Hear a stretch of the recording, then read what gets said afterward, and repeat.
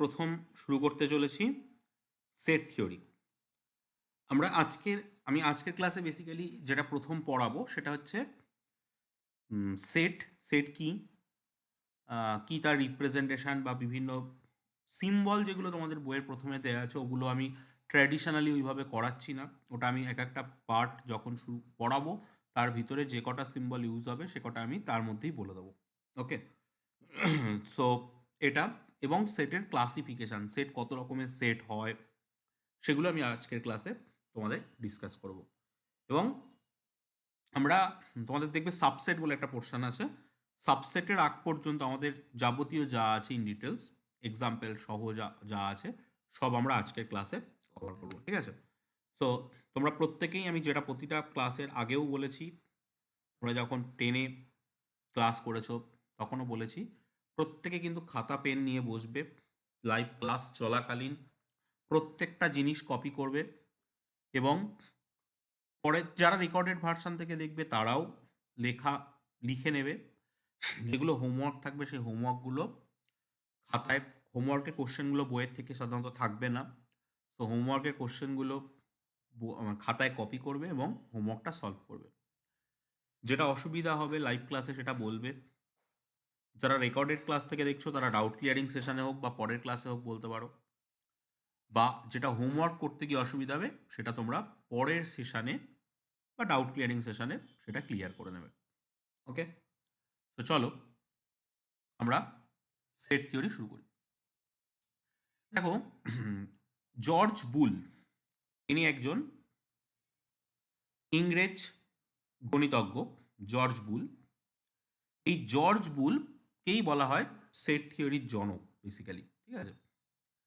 তো ইনি গণিত শাস্ত্রে, আমরা যেমন পাটিগণিত, বীজগণিত বা বিভিন্ন ব্রাঞ্চের নাম তো আমরা শুনেছি, পাটিগণিত, বীজগণিত, জ্যামিতি, তারপরে ধরো পরিমিতি, ত্রিকোণমিতি, রাশিবিজ্ঞান, এরকম যে বিভিন্ন পার্টগুলো শুনেছি তেমনই আরও পার্ট আছে, যেমন কলনবিদ্যা। আমরা এই কলনবিদ্যা, ক্যালকুলাস যেটা, এটা আমরা এই 11এই পড়বো।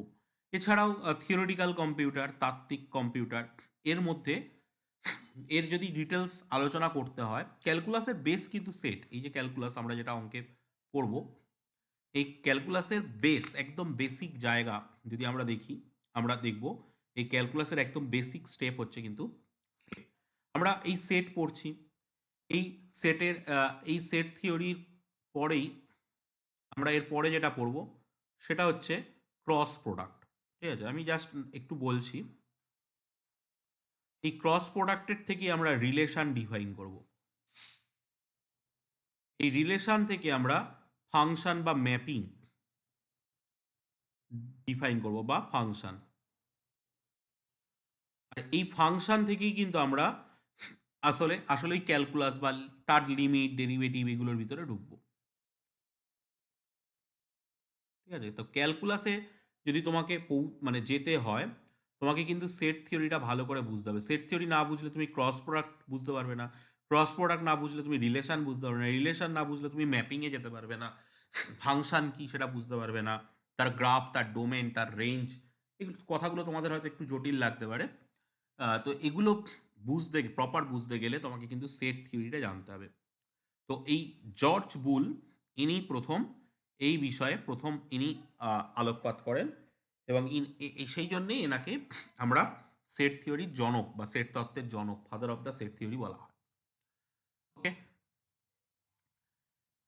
এবং মানে উনি যেমন সূচনা করেছেন সেট থিওরির জনক, ওনাকে বলা হয়, কিন্তু উনি টোটাল জিনিসটাকে গুছিয়ে কোনো কনসেপ্ট দিতে পারেননি। সেই কারণে সেট থিওরির জনক আরও একজনকে বলা হয়, তিনি হলেন আমাদের ক্যান্টর, জর্জ এল.পি. ক্যান্টর, ঠিক আছে? এখানে এটা একটু নিচে নামিয়ে দিই, ঠিক আছে? তো পরবর্তীকালে ইনি একজন জার্মান গণিতজ্ঞ, জর্জ এল.পি. ক্যান্টর। ক্যান্টরস থিওরেম আমরা হায়ার স্টাডিজে গিয়ে পড়ি, এনার একটা উপপাদ্য আছে। এই ক্যান্টর এই বিষয়টার ইন ডিটেলস ডেসক্রিপশন দেন বা ইন ডিটেলস এই বিষয়টাকে ডেভেলপ করেন। তাই এনাকেও সেট তত্ত্বের জনক বলা হয়। ক্যান্টরকেই বেসিক্যালি সেট তত্ত্বের জনক বলে তোমরা জানবে, কারণ ক্যান্টর ইন ডিটেল সেট থিওরিটাকে নিয়ে ডিসকাস করেছিলেন। ঠিক আছে? জর্জ ক্যান্টর বাস্তব সংখ্যার অসীম সমষ্টির গাণিতিক ধারণা দিতে গিয়ে প্রথম সেট তত্ত্বের জন্ম দেন। মানে আমাদের যে রিয়েল নাম্বার আছে বাস্তব সংখ্যা, এই বাস্তব সংখ্যা তো একটা ইনফাইনাইট সেট। আমরা আজকে হয়তো পাবো না। আমরা নাম্বার সিস্টেমের যে ক্লাসটা করব, নাম্বার সিস্টেমের মধ্যে বাস্তব সংখ্যার সেট, তার বিভিন্ন রকম সাবসেট বা তার সেগুলোকে নিয়ে ডিসকাস করব। সেখানে আমরা দেখব বাস্তব সংখ্যার সেটটা হচ্ছে একটা অসীম সেট। সেখানে সেইটা দিতে গিয়েই তিনি সেট তত্ত্বের প্রথম ডেফিনেশন দেন বা সেট তত্ত্বের জন্ম দেন। ওকে, তো এই ক্যান্টরকেই কিন্তু বর্তমানে সেট তত্ত্বের জনক বলা হয়, জর্জ এল পি ক্যান্টর। ওকে, তো এটা মাথায় রাখবে। তোমাদের হয়তো কোশ্চেন দেবে না, এই জিনিসগুলো একটু থিওরিটিক্যাল বিষয়টাকে জানার জন্য খুবই জরুরি। সেট তত্ত্বের জনক বলা হচ্ছে জর্জ ক্যান্টরকে। এবার দেখো, আমরা প্রপার সেটের ডেফিনেশনে চলে আসি। সেট হচ্ছে বেসিক্যালি কি? সেট হচ্ছে একটা কালেকশন। সেট হচ্ছে একটা কালেকশন। কিসের কালেকশন? যে কালেকশনটা তিনটে বৈশিষ্ট্য থাকবে। কালেকশনটা ওয়েল ডিফাইন্ড হবে। কালেকশনটা ডিফারেন্ট এলিমেন্টের বা ডিফারেন্ট অবজেক্টের বা ডিফারেন্ট নাম্বারের বা ডিফারেন্ট অ্যালফাবেটের, যে কোনো কিছুর কালেকশন হতে পারে, সেগুলো ডিফারেন্ট হতে হবে। আর কালেকশনটা ইন্ডিপেন্ডেন্ট অফ অর্ডার হবে। এই তিনটে প্রপার্টি কালেকশনটা থাকতে হবে। তো দেখো, আমরা প্রথমে একটু বিষয়গুলো সম্পর্কে বুঝে নিই যে ওয়েল ডিফাইন্ড মানে কি। ওয়েল ডিফাইন্ড মানে কালেকশনটার একটা প্রপার ডেফিনেশন থাকবে। কালেকশনটার একটা প্রপার ডেফিনেশন থাকবে। ঠিক আছে? একটা মানে প্রপার ডেফিনেশন যদি না থাকে, তাহলে কিন্তু তুমি সেটাকে ঠিকঠাক ডিফাইন করতে পারছো না। যেমন আমাদের একটা ধরো মূলদ সংখ্যা, বাস্তব সংখ্যা, মৌলিক সংখ্যা, যেমন একটা প্রপার ডেফিনেশন আছে, তেমন এরও একটা প্রপার ডেফিনেশন থাকতে হবে। ঠিক আছে? আমি প্রপার ডেফিনেশন নিয়ে এরপরে আলোচনা করব পরের পেজে গিয়ে, যে প্রপার ডেফিনেশনটা আমরা কেমন হতে পারে, এবং সেই কালেকশনটাকে ডিস্টিংক্ট এলিমেন্টের কালেকশন হতে হবে। রিপিটেশন অ্যালাউ থাকবে না, মানে এটা নন রিপিটেটিং হতে হবে। নন রিপিটেটিং হতে হবে, মানে কালেকশনটার মধ্যে একই জিনিস বারবার রিপিট হওয়া চলবে না। কোনো জিনিস একবারই থাকবে, কোনো জিনিস দুবার বা পাঁচবার যদি আসেও, তাকে আমরা একবার লিখব। ঠিক আছে?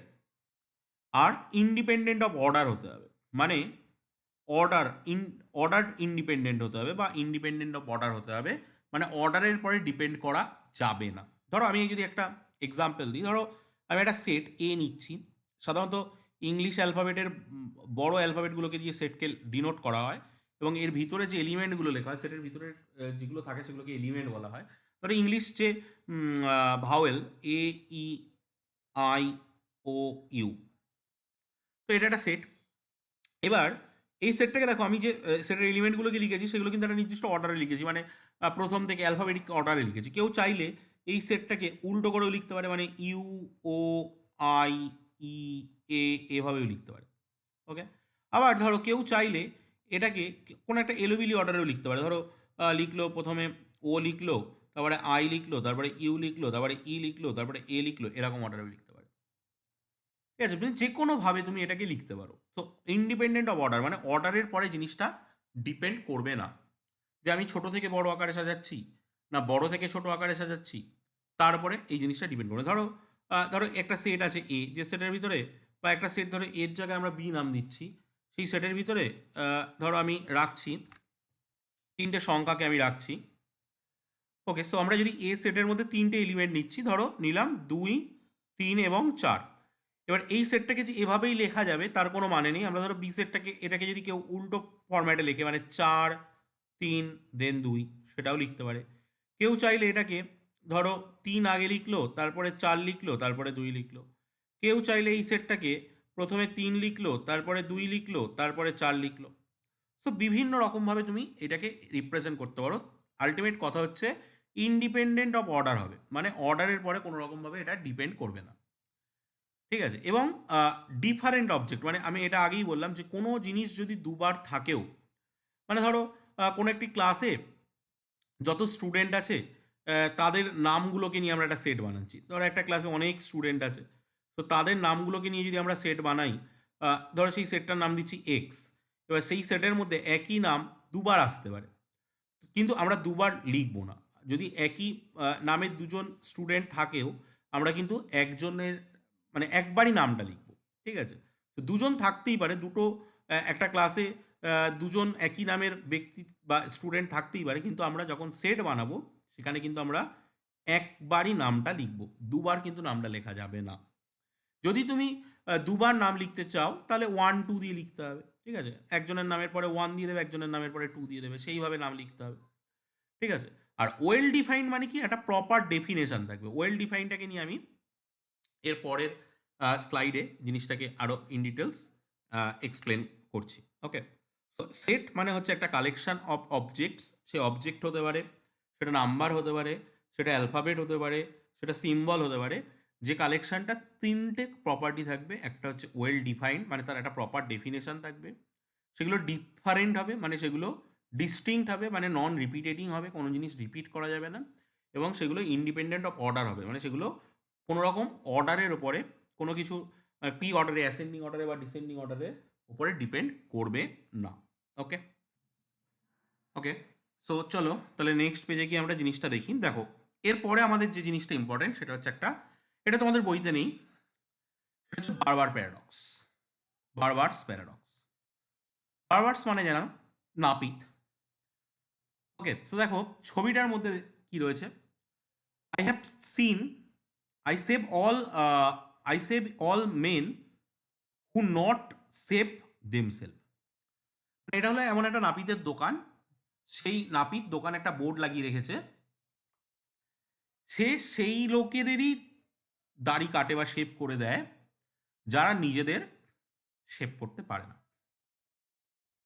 ওকে, তো গল্পটা কি বলছে দেখো। The barbers is a man in town who saves all those and only those men in town who do not save themselves. একটা শহর আছে, সেই শহরে একটা নাপিত আছে, একটা বারবার আছে। এই বারবারের যে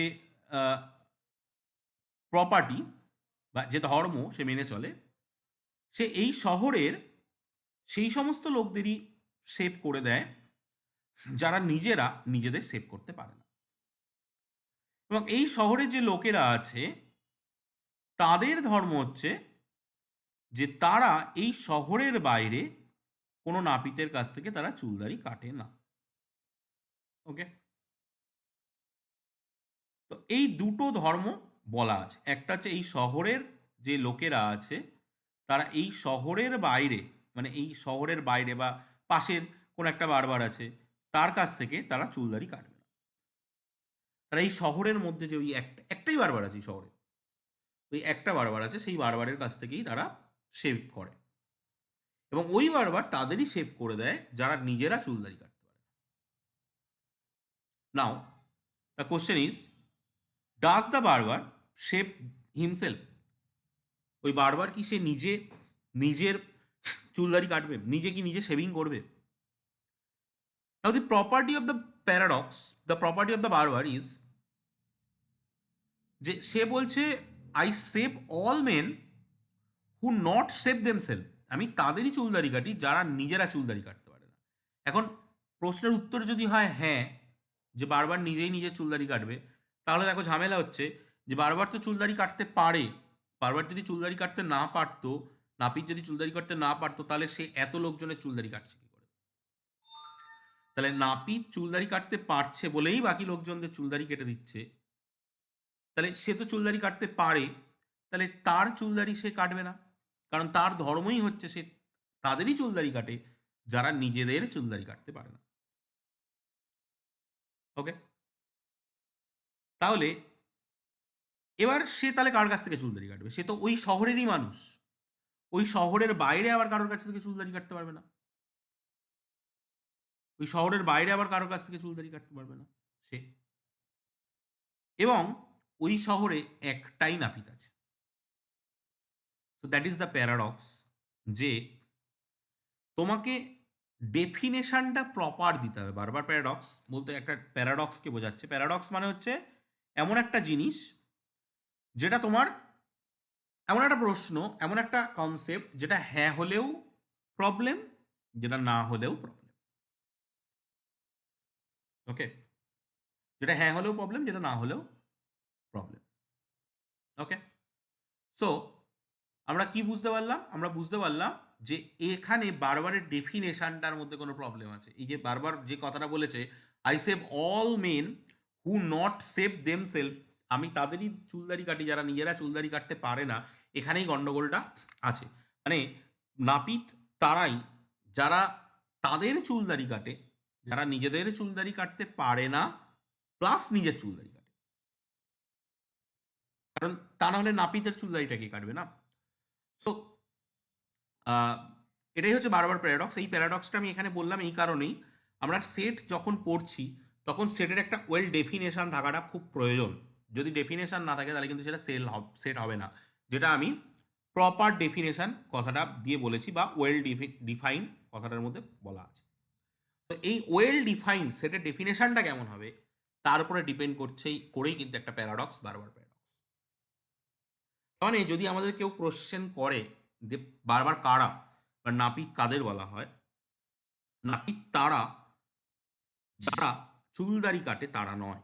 নাপিত তারা যারা চুলদারি কাটতে পারে না, তাদের চুলদারি কাটে এবং নিজের চুলদারি কাটে, তাদেরকেই নাপিত বলা হয়। এখানে ডেফিনেশনটা কিন্তু ঠিকঠাক মেনটেন করতে হবে। ওকে, ডেফিনেশন যদি ঠিকঠাক মেনটেন করা যায়, মানে ওয়েল ডিফাইন যদি না করা যায়, তাহলে কিন্তু সেটা সেট হবে না। ওকে, এরকমই আরেকটা প্যারাডক্স হচ্ছে রাসেলস প্যারাডক্স। আমাদের এটাও সেট থিওরি রিলেটেড একটা paradox, that is Russell's paradox. Russell paradox কি বলছে? দেখো, আমরা সেট থিওরি পড়ছি। ধরো আমরা এই সেট থিওরি পড়তে পড়তে এমন একটা সেটের কথা পাবো যে ধরো সেই সেটটার নাম দিচ্ছি এক্স। আমরা বুঝে তো গেছি প্যাটার্ন দেখে যে এটাকে একটা সেকেন্ড ব্র্যাকেটের মধ্যে লিখতে হয়। এবার এই সেটটা কেমন সেট না, পৃথিবীর সমস্ত সেটের সেট হচ্ছে এটা। পৃথিবীর সমস্ত সেট, পৃথিবীতে যত সেট আছে, আমরা এখন নিচু ক্লাসে পড়ি, উঁচু ক্লাসে উঠে যা সেট পাবো, আরও হায়ার স্টাডিজে যত সেট পাবো, সমস্ত সেটগুলোকে নিয়ে তৈরি যে সেট, সেই সেট হচ্ছে EX। ওকে, এবার এই সেটটা হচ্ছে পৃথিবীর সমস্ত সেটের সেট। তাহলে একটু ভেবে বলো, এই এক্সটা নিজে তো একটা সেট, তাহলে এই এক্সটাও যদি একটা সেট হয়, এই এক্সটাও যদি একটা সেট হয়, তাহলে এই এক্সটাও এই সেটের মধ্যে বিলং করবে, এক্সটাও এই সেটের মধ্যেই থাকা কথা। এটাই রাসেল প্যারাডক্স। রাসেল প্যারাডক্স বলছে দেখো, the set of all sets that not contain themselves বা হিমসেলফ। মানে একটা সেট কখনো সে নিজে নিজেকে কন্টেইন করতে পারবে না। একটা সেট তার নিজের মধ্যে কখনো সে নিজে থাকবে না। দেখো, আমি ইউ, জেড, ই, এ, কে, আর এদেরকে নিয়ে একটা সেট বানিয়েছি। সেই সেটটার নাম দিয়েছি এস।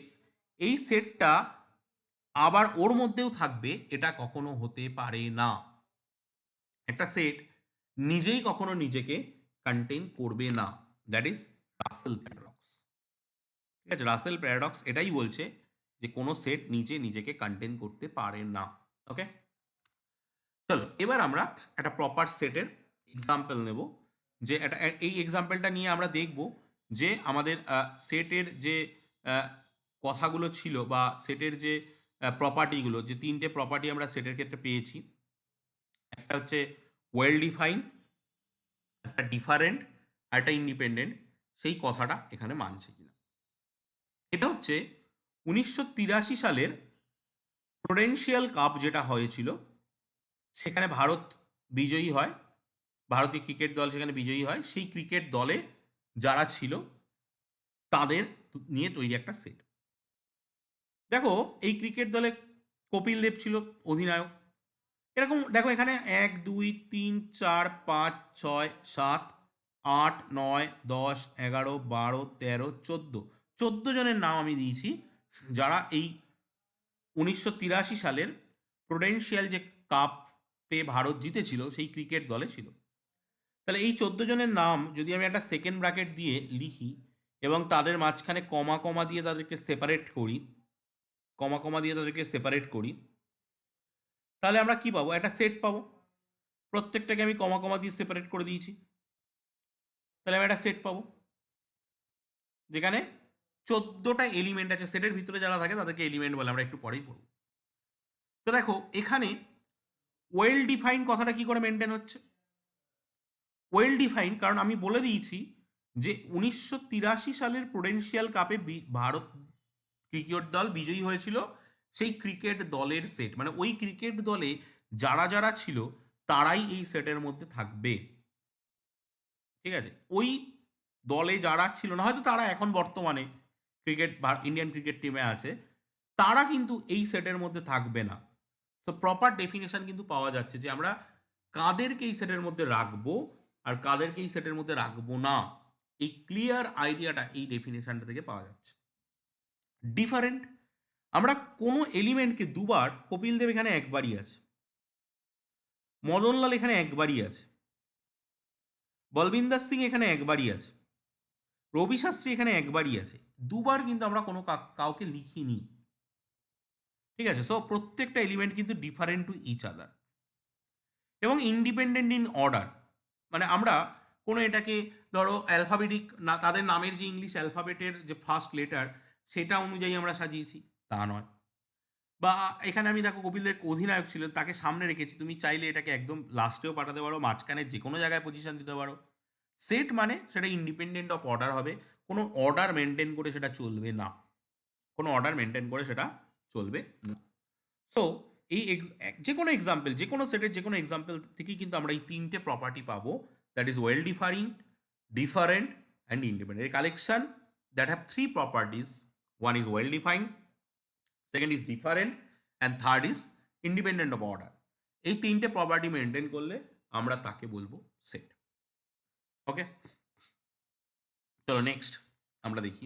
দেখো এখানে এই 1983 সালের যে প্রুডেন্সিয়াল কাপ বিজয়ী ভারত ইন্ডিয়ান ক্রিকেট টিম হয়েছিল, তার যে সদস্যরা ছিল সেই সদস্যদের তো আমরা সেটটা একটু আগে দেখলাম। এবার এই সেটটাকে আমরা এ দিয়ে ডিনোট করছি, মানে এ দিয়ে ডিনোট করছি, মানে ধরো আগের পেজে যদি আমি যাই এই সেটটাকে আমি এ দিয়ে ডিনোট করছি।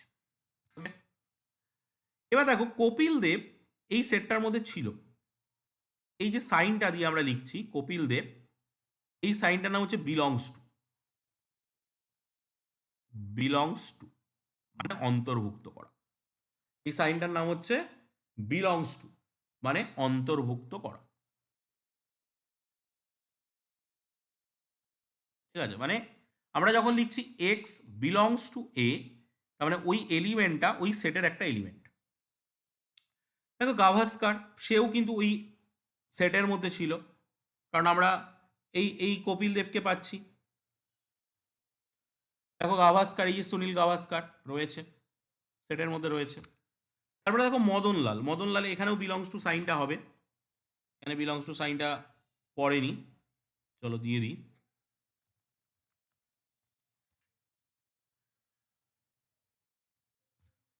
এখানেও বিলংস টু সাইনটা দিলাম।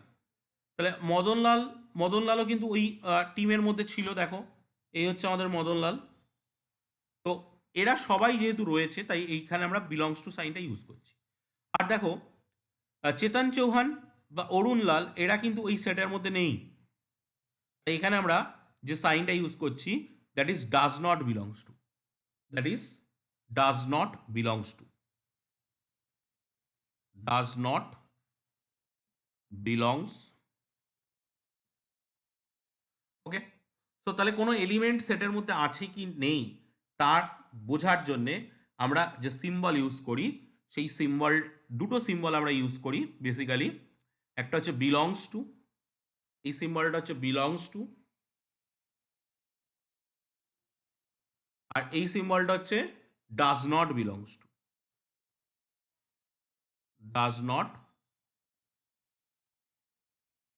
বিলংস, এটা মানে অন্তর্ভুক্ত আর এটা মানে অন্তর্ভুক্ত নয়।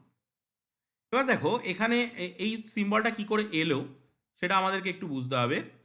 আমরা গ্রিক লেটার, এটা এটা একটা গ্রিক লেটার এপসাইলন, তোমরা দেখতে পাচ্ছ এই যে সাইনটা, that is a Greek letter epsilon, গ্রিকের একটা ছোট হাতের অক্ষর, এর নাম হচ্ছে এপসাইলন, ঠিক আছে এইটা। এবার সেট থিওরিতে আমরা যে বিলংস টু সাইনটা ইউজ করছি এটা কিন্তু বেসিক্যালি এপসাইলন থেকেই কিন্তু এসছে এই বিলংস টু সাইনটা। সেট তত্ত্বে যে বিলংস টুটা ইউজ করছে এটা এপসাইলন অক্ষর থেকে এসেছে, এবং এটা ইতালির গণিতবিদ পিয়ানো, পিয়ানো বলে ইতালির একজন গণিতবিদ আছেন, এই পিয়ানো কিন্তু এই সিম্বলটাকে প্রথম ব্যবহার করেছিলেন, এই পিয়ানোই কিন্তু এই সিম্বলটাকে প্রথম ব্যবহার করেছিলেন। ওকে, তো ইতালির গণিতবিদ পিয়ানো প্রথম এই এপসাইলন সাইনটা ব্যবহার করেছিলেন, ঠিক আছে। তো এপসাইলন মানে belongs to, does not belongs two, এগুলো নিয়ে আশা করি কোনো অসুবিধা নেই, এবং কখন আমরা বিলংস টু সাইন ইউজ করব আর কখন আমরা does not belongs to sign use করব সেটাও আশা করি এই এক্সাম্পলটা থেকে ক্লিয়ার হয়েছে। এবার দেখো সেটের এলিমেন্ট, সেটের এলিমেন্ট বলতে কি, সেটের মধ্যে যে জিনিসগুলো থাকে কোনো সেটের অন্তর্গত বস্তুসমূহকে, এটা বস্তু হতে পারে, এটা অক্ষর হতে পারে, এটা সংখ্যা হতে পারে, যা খুশি তাই হতে পারে, একটা কালেকশন, তাদের প্রত্যেকটিকে সেটের একটা পদ বা এলিমেন্ট বা সদস্য বা মেম্বার বলা হয়। এবং এখানে একটা মোস্ট ইম্পর্টেন্ট একটা পয়েন্ট আছে, যে ইংরাজি যে অ্যালফাবেট আছে, ইংরাজি বর্ণমালার বড় হরফের যে অক্ষর এ থেকে জেড পর্যন্ত পুরোটাই, এদেরকে দিয়ে আমরা কোনো একটা সেটকে ডিফাইন করি, আর স্মল লেটার যেগুলো আছে এ থেকে জেড পর্যন্ত এদেরকে দিয়ে আমরা একটা এলিমেন্টকে ডিফাইন করি, ঠিক আছে। সেটের যে এলিমেন্টগুলো আছে সেই এলিমেন্টগুলোকে ডিফাইন করা হয় স্মল লেটারে, আর সেটকে ডিফাইন করা হয় ক্যাপিটাল লেটারে, ঠিক আছে। ওকে, চলো নেক্সট আমরা করব সেট রিপ্রেজেন্টেশন বা রিপ্রেজেন্টেশন অফ সেট। আমরা একটা সেটকে কিভাবে রিপ্রেজেন্ট করতে পারি সেটা আমরা দেখব। ওকে, চলো একটা সেটকে রিপ্রেজেন্ট করার আগে আমাদেরকে দুটো জিনিস মাথায় রাখতে হবে।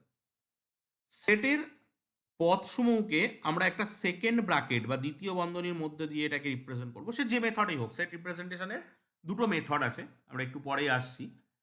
দুটো মেথডের যে মেথডেই আমি যাই না কেন, সেটকে রিপ্রেজেন্ট করতে গেলে অলওয়েজ একটা সেকেন্ড ব্র্যাকেট ইউজ করতে হবে, ঠিক আছে। অলওয়েজ সেকেন্ড ব্র্যাকেট ইউজ করা হয়, তবে অধিকাংশ ক্ষেত্রে সেকেন্ড ব্র্যাকেট ইউজ করা হয়, কিন্তু যদি আমাদের প্রয়োজন হয়, প্রয়োজন বোধে, সেটা কখন হবে কিভাবে হবে সেটা আমরা পরে করব। এখানে ফার্স্ট ব্র্যাকেট বা থার্ড ব্র্যাকেটও ইউজ করা যায়। সেট যে all time second bracket use হবে তার কিন্তু নয়, সেটে ফার্স্ট ব্র্যাকেটও ইউজ হয়, থার্ড ব্র্যাকেটও ইউজ হয়, বাট কখন হয় সেটা আমরা পরে আলোচনা করব। আমরা দেখব ক্লাস 11এই দেখব যে সেটকে রিপ্রেজেন্ট করার জন্য আমরা ফার্স্ট ব্র্যাকেট থার্ড ব্র্যাকেটও ইউজ করি। রিয়েল নাম্বারের সাবসেটগুলোকে রিপ্রেজেন্ট করার জন্য আমরা first bracket third bracket use করে থাকি, কিন্তু সেটা স্পেশাল কেস।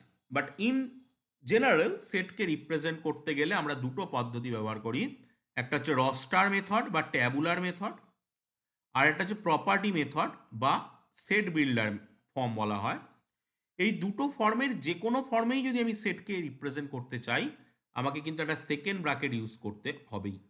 আমাকে সেকেন্ড ব্র্যাকেটের মধ্যে এলিমেন্টগুলোকে লিখে, এবার এলিমেন্টগুলোকে কিভাবে রিপ্রেজেন্ট করব তার উপর ডিপেন্ড করে দু রকমের মেথড হয়। একটা মেথডের নাম রস্টার মেথড, একটা মেথডের নাম সেট বিল্ডার মেথড। রস্টার মেথডের অন্য নাম হচ্ছে ট্যাবুলার মেথড, যার নাম রস্টার মেথড তার নামই ট্যাবুলার মেথড, বা এটাকে ছক বন্দীকরণ পদ্ধতি বা রস্টার পদ্ধতিও বলে। এক্ষেত্রে কি করা হয়, এক্ষেত্রে সেটের পদসমূহকে একটা সেকেন্ড ব্র্যাকেটের মধ্যে একটার পর একটা যে কোনো ক্রমে, যেহেতু অর্ডার ইন্ডিপেন্ডেন্ট, যে কোনো ক্রমে, যেহেতু order independent, ORDR order independent, so যে কোনো অর্ডারে এটা লেখা যায়। মানে আমাকে যে ছোট থেকে বড়, আমি এই কথাটা অর্ডার ইন্ডিপেন্ডেন্ট অফ অর্ডারেই বলে আসলাম, যে আমাকে যে ছোট থেকে বড় অর্ডারে লিখতে হবে এরকম কোনো মাথার দিব্যি কিন্তু নেই। আমি ছোট থেকে বড়তে লিখতে পারি, বড় থেকে ছোটতে লিখতে পারি, উল্টো পাল্টা যে কোনো অর্ডারে লিখতে পারি। ঠিক আছে, যে কোনো অর্ডারে আমরা লিখতে পারি, কমা কমা দিয়ে এটাকে উপস্থাপিত করা। যেমন ধরো আমি যে সেটটাকে নিয়ে প্রথমে বললাম, যে ধরো ভাওয়েলগুলো এ, ই, আই, ও, ইউ। তাহলে দেখো এখানে আমি একটা সেকেন্ড ব্র্যাকেট ইউজ করেছি আর কমা কমা দিয়ে এলিমেন্টগুলোকে লিখেছি। So that is A Roaster form, ধরো আমরা এর পরে যখন আমরা ন্যাচারাল নাম্বার স্বাভাবিক সংখ্যা তোমরা সবাই জানো, স্বাভাবিক সংখ্যার সেটকে এরকম এন দিয়ে লেখা হয়। সেখানে হচ্ছে 1, 2, 3, 4 ডট ডট ডট ডট, এটা কিন্তু অসীম পর্যন্ত চলতে থাকে। সো এটাও কিন্তু রস্টার ফর্ম। ধরো আমরা জোড় সংখ্যার যদি সেট নিই, জোড় সংখ্যার সেটকে ধরো যদি এ দিয়ে লিখি, 2, 4, 6, 8 এরকমভাবে যদি লিখতে চাই, so that is A Roaster form. ধরো আমি সাপোজ নিলাম 3-এর গুণিতক, 100-র কমে 3-এর গুণিতক, যে ধরো এটাকে আমি বি নাম দিলাম। সো 3 থেকে শুরু হবে, 3, 6, 9 এরকমভাবে চলতে থাকবে, সেটা লাস্ট 99 হবে। তার আগে 93 আছে, 96 আছে, 99 আছে। ঠিক আছে, এরকমভাবে হবে। এখানে তোমরা মাথায় রাখবে যে সবসময় এই যখন ইনফাইনাইট সেট লিখবে, এই যে লাস্টের কমাটা দিচ্ছ, এই কমাটা যেন ঠিকঠাক থাকে। ঠিক আছে, এবং এই যে স্টার্টিং আবার যে কমাটা দিয়ে হচ্ছে, এই কমাটা যেন ঠিকঠাক থাকে। এই কমাগুলো যেন প্রপার থাকে, কারণ অনেক ক্ষেত্রে এই কমাগুলো ভেরিফাই করে যে তুমি দিয়েছো কিনা। এই কমাগুলো যেন ঠিকঠাক থাকে, এটা কিন্তু লক্ষ্য রাখবে। ওকে, তো সেটকে তাহলে ট্যাবুলার ফর্মে কমা কমা দিয়ে একটা সেকেন্ড ব্র্যাকেটের মধ্যে লেখা হয়, that is the Roaster form. যদি কারোর কোনো ডাউট থাকে বলবে কিন্তু। নেক্সট আমরা চলে যাব, এর কিছু এক্সাম্পল আমরা দেখব। এই এক্সাম্পলগুলোকে আমরা কি করব না, ওই মানে ব্র্যাকেট ইউজ করে সেটের ছকবন্দীকরণ আকারে এটাকে এক্সপ্রেস করব। ওকে, তো দেখো 30-এর উৎপাদকের সেট, 30-এর যে উৎপাদকগুলো আছে সেই উৎপাদকগুলোকে নিয়ে একটা সেট বানাতে হবে। তো এই সেটটাকে আমরা কিভাবে লিখতে পারি বলো দেখি তোমরা।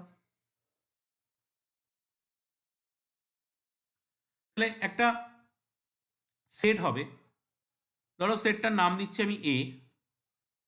30-এর উৎপাদক 1, 2, 3, 4 দিয়ে যাবে না, 5 হবে, 5, 6, 30, 3, 10, 30, 15, 2, 30, 30, 1, 30। তাহলে এটাই হচ্ছে রস্টার ফর্মে এক্সপ্রেশন।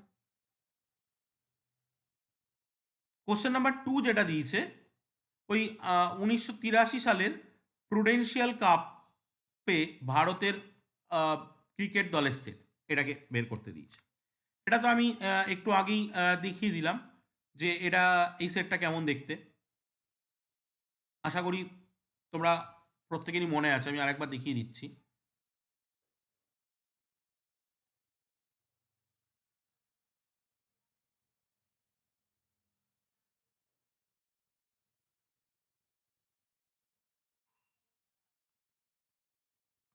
ধরো এই যে সেটটা, এই সেটটায় আমরা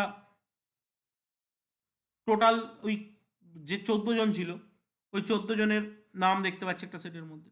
so that is the set. Okay, now এবার 3 নম্বরটা বলছে, দেখো এক্স একটা সেট যার মধ্যে এ আছে, এ একটা পূর্ণ সংখ্যা, এখানে একটা চিহ্ন আছে সাজ দ্যাট, এই চিহ্নটা নিয়ে আমি একটু পরে বলছি। এ একটা পূর্ণ বর্গ অখণ্ড সংখ্যা এবং এর মানটা 2 থেকে 49-এর মধ্যে হবে। এর মানটা বেসিক্যালি 2 থেকে 49-এর মধ্যে হবে। তাহলে এই সেটটার মধ্যে কি কি এলিমেন্ট থাকবে, এই সেটটার মধ্যে কি কি এলিমেন্ট থাকবে সেটা আমাদেরকে বলতে হবে। তো দেখো এখানে তাহলে কি কি এলিমেন্ট থাকতে পারে, 2-এর থেকে বড় পূর্ণবর্গ অখণ্ড সংখ্যা হবে। পূর্ণবর্গ তাহলে 4 হবে, 2 দুগুণী 4, 3 তিরিককে 9, 4 4 16, 5 5 25, 6 6 36, 7 7 49, এই কটা হবে 49-এর সমান। 2-এর থেকে বড় আর 49-এর সমান বা 49-এর থেকে ছোট, দ্যাট ইজ দ্য এক্স। 4 নম্বরটা বলছে ওয়াই একটা সেট যেখানে এক্স থাকবে, এক্স কেমন না 20 অপেক্ষা বড়, 20 অপেক্ষা বড় যুগ্ম স্বাভাবিক সংখ্যা। 20-র থেকে বড় হবে, জোড় হবে, স্বাভাবিক সংখ্যা হবে। তাহলে এই সেটটার মধ্যে কে কে থাকবে, 22 থাকবে, 24 থাকবে, 26 থাকবে, 28 থাকবে, 30 থাকবে, এরকমভাবে প্রচুর। এর তো শেষ থাকবে না, না, কারণ 20 অপেক্ষা বড় যুগ্ম হবে, জোড় হবে, আর স্বাভাবিক সংখ্যা হবে। তো স্বাভাবিক সংখ্যা তো কোনো শেষ নেই।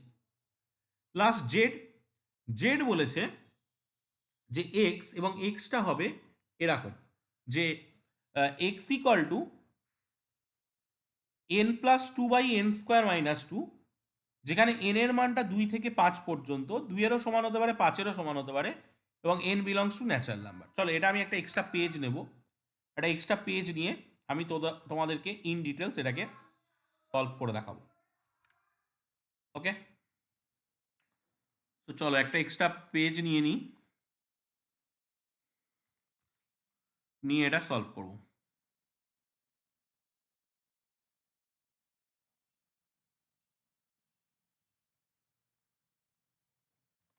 তো দেখো আমাদের কোশ্চেনে বলেছে যে চারেরটা জেড হচ্ছে একটা সেট, যে সেটের মধ্যে এক্স আছে such that x equal to n plus 2 by n² - 2, যেখানে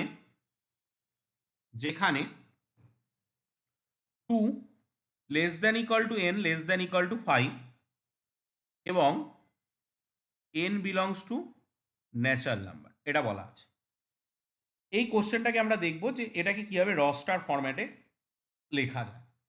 ঠিক আছে, সো দেখো আমাদের এটা দেয়া আছে, এক্স এর ভ্যালু দেয়া আছে এইটা, n 2 থেকে 5-এর মধ্যে, এবং n হচ্ছে ন্যাচারাল নাম্বার।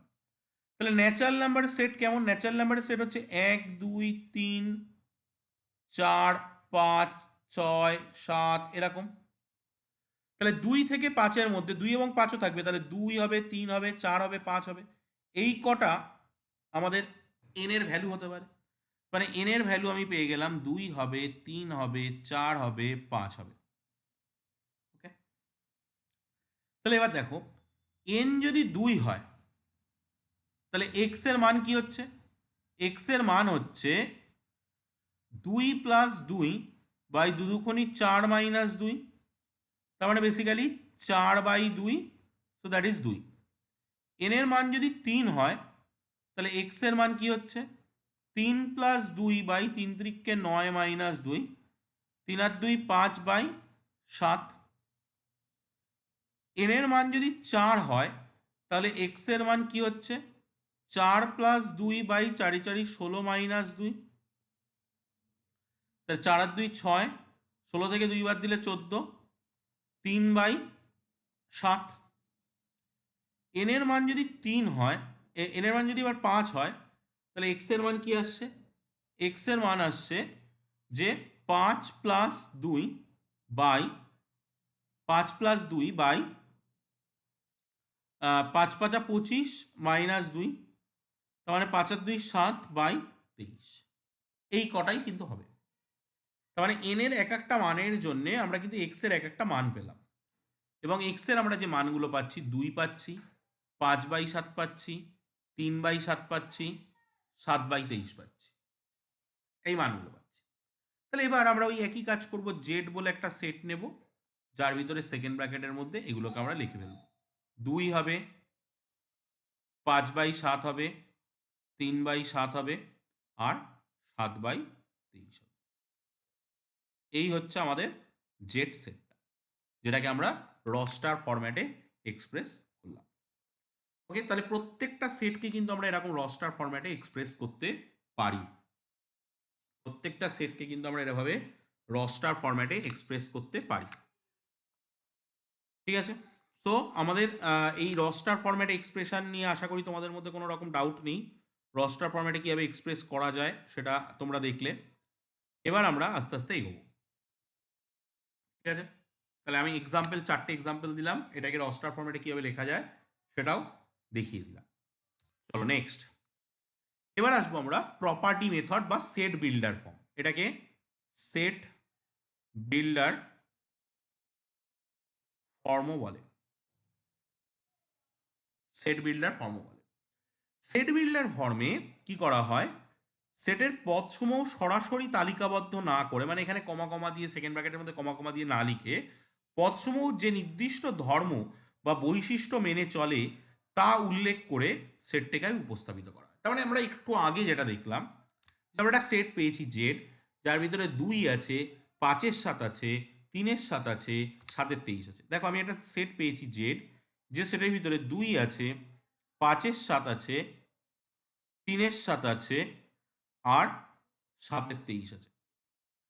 এই সেটটাকে আমরা এইভাবেও লিখতে পারি যে জেড এর ভিতরে কি আছে না, এর ভিতরে কিছু এলিমেন্ট আছে, যে এলিমেন্টগুলোকে আমরা এক্স নাম দিলাম, সাচ দ্যাট, এই চিহ্নটার নাম হচ্ছে such that. Such that means এমন যে, কেমন যে এক্স না, এক্স গুলোকে আমরা এই ফরম্যাটে লিখতে পারি n+2/n² - 2। ঠিক আছে, যেখানে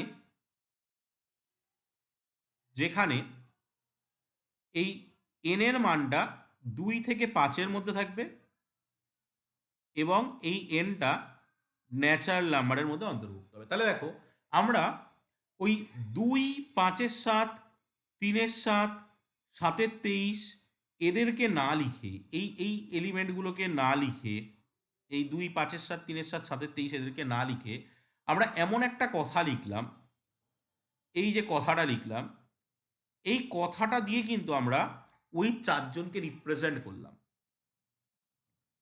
ঠিক আছে, তার মানে এইটা হচ্ছে ওই 4টে সংখ্যার একটা বৈশিষ্ট্য বা একটা ধর্ম যা ওরা মেনে চলছে, সেটাকে উল্লেখ করে আমরা সেটটাকে উপস্থাপিত করলাম। তো that is the Roaster form, sorry that is the set builder form বা প্রপার্টি মেথড। এইভাবে আমরা প্রপার্টি মেথডে কোনো সেটকে রিপ্রেজেন্ট করে থাকি। এভাবে আমরা প্রপার্টি মেথডে কোনো সেটকে রিপ্রেজেন্ট করে থাকি। ঠিক আছে, তাহলে প্রপার্টি মেথড হচ্ছে এমন একটা মেথড, যে মেথডে কোনো সেটকে লেখার জন্যে সাচ দ্যাট সিম্বলটা ইউজ করা হচ্ছে, এটা তো দেখতেই পেলে, এবং ওই সেটের মধ্যে যে এলিমেন্টগুলো আছে সেই এলিমেন্টের কোনো একটা প্রপার্টি বা কোনো একটা ধর্ম বা কোনো একটা বৈশিষ্ট্যকে ইউজ করে সেটটাকে লেখা হয়। ঠিক আছে, মানে বেসিক্যালি এখানে সেটটা যেভাবে লেখা হয় সেটা হচ্ছে, ধরো এ একটা সেট, এই সেটের মধ্যে এক্স আছে, such that P of x, এই পি অফ এক্স হচ্ছে একটা এক্সপ্রেশন, এটা লিখে দেওয়া হয়। এই পি অফ এক্স কি না, এই পি অফ এক্স হচ্ছে একটা ধর্ম, ওই এলিমেন্টগুলোর কি ধর্ম বা ওই এলিমেন্টগুলোর কি বৈশিষ্ট্য আছে সেটা এই পি অফ এক্স দিয়ে প্রকাশ করা হয়। ঠিক আছে, সেটা ওই পি অফ এক্স দিয়ে প্রকাশ করা হয়। ঠিক আছে, তাহলে আমরা সেটকে দুটো ফরম্যাটে এক্সপ্রেস করতে পারছি, একটা হচ্ছে সেট বিল্ডার ফর্ম আর একটা হচ্ছে রস্টার ফর্ম। ঠিক আছে, রস্টার ফর্মে আমরা সেটগুলোকে কমা দিয়ে এক্সপ্রেস করে থাকি, আর সেট বিল্ডার ফর্মে ওই সেটের যে এলিমেন্টগুলো আছে সেই এলিমেন্টগুলোর যে ধর্ম আছে সেই ধর্মকে বা সেই বৈশিষ্ট্যকে ব্যবহার করে সেটকে লেখা হয়। চলো আমরা এক্সাম্পল নিই, এক্সাম্পল নিলে ব্যাপারটা আরো ক্লিয়ার হয়ে যাবে। তার আগে আমরা একটা সিম্বল সম্পর্কে পড়বো, সেই সিম্বলটা হচ্ছে সাচ দ্যাট। সিম্বলটার নাম হচ্ছে সাচ দ্যাট। ঠিক আছে, সাচ দ্যাট মানে এমন যে, সাচ দ্যাট মানে এমন যে, আমরা বাংলা যদি করি এমন যে, এর দুটো সিম্বল আছে। আগে ব্যবহার হতো এই সিম্বলটা একটা দাগ দিয়ে বোঝানো হতো, এই সিম্বলটা আগে ব্যবহার করা হতো, আর এখন ব্যবহার করা হয় এই সিম্বলটা দুটো ইস্টু মতো সাইন দিয়ে এটাকে বোঝানো হয়, সাচ দ্যাট। ওকে, সো এই সিম্বলগুলো আমরা তোমরা ওই বইয়ের প্রথমে যে টেবিল আকারে যে সিম্বলগুলো লেখা রয়েছে ওইভাবে সিম্বল মুখস্থ করো না, ওতে বুঝতে তোমাদের অসুবিধা হবে, বা ওই সিম্বলগুলো তোমাদের পক্ষে মানে ওইভাবে একটা লিস্ট মুখস্থ করে ফেলাটা চাপের। আমরা যখন সেট থিওরি পড়বো, পড়তে পড়তে আমাদের যে সিম্বল যখন আসবে, যে সিম্বল যখন লাগবে, আমরা সেই সিম্বলটা তখন তার ইউজও বুঝতে পারবো। ওখানে দেখো কোনো ইউজ নেই, যেই সিম্বলটা কী কাজে ব্যবহার করি, কখন ব্যবহার করি, ওই সিম্বলের গ্রামাটিক্যাল রুল আছে, যে কোনো একটা সিম্বল সেটা কোথায় ব্যবহার হয় তার গ্রামাটিক্যাল রুল আছে। আমরা সেট থিওরির ক্লাসের মধ্যেই তার গ্রামাটিক্যাল রুলও পড়বো, যে এই সিম্বলগুলোকে আমরা কিভাবে ইউজ করি। ঠিক আছে, তো যখন যে সেটটা লাগবে সেই সেটটাকে আমরা সেই হিসাবে সেই সেটের মধ্যে ইউজ করব, মানে সেই সিম্বলগুলোকে বুঝে নেব। চলো আমরা এগোই। সিম্বল, আবার একটা সিম্বল আমরা শিখলাম। নেক্সট আমরা আবার একটা এক্সাম্পল নিচ্ছি। আমাদেরকে এখানে কিছু সেট দিয়েছে, যে সেটগুলোকে আমাদের কি করতে হবে না, সেটের ধর্মভিত্তিক পদ্ধতি বা সেট বিল্ডার মেথডে আমাদেরকে এই সেটগুলো লিখতে হবে। স্ট্যাটিস্টিক্স শব্দের অক্ষরগুলোকে আমরা যদি রস্টার ফর্মে লিখি, ধরো এই সেটটাকে আমি যদি এস নাম দিই, তাহলে স্ট্যাটিস্টিক্স শব্দের অক্ষরগুলোকে কীভাবে লিখবো, এস লিখবো, টি লিখবো, এ লিখবো, টি আবার লেখা যাবে না, এটিটা বাদ, আই লিখবো, এস আর লেখা যাবে না, টি লেখা যাবে না, আই লেখা যাবে না, সি লিখিনি, আর এস লেখা যাবে না। তো দেখো এই সেটটার ভিতরে বেসিক্যালি কিন্তু কটা কটা কটা এলিমেন্ট আছে, 5টা এলিমেন্ট আছে। এই সেটটার ভিতরে বেসিক্যালি কিন্তু 5টা এলিমেন্ট আছে। কিন্তু এইটাকেই যখন আমরা, এটা হচ্ছে রস্টার ফর্ম, রস্টার ফর্ম, কিন্তু এটাকেই যখন আমরা সেট বিল্ডার ফর্মে লিখব, তখন এটাকে কিভাবে লিখব, তখন এটাকে লিখব এক্স সাজ দ্যাট, এক্স হলো স্ট্যাটিস্টিক্স শব্দের অক্ষর, এক্স হলো স্ট্যাটিস্টিক্স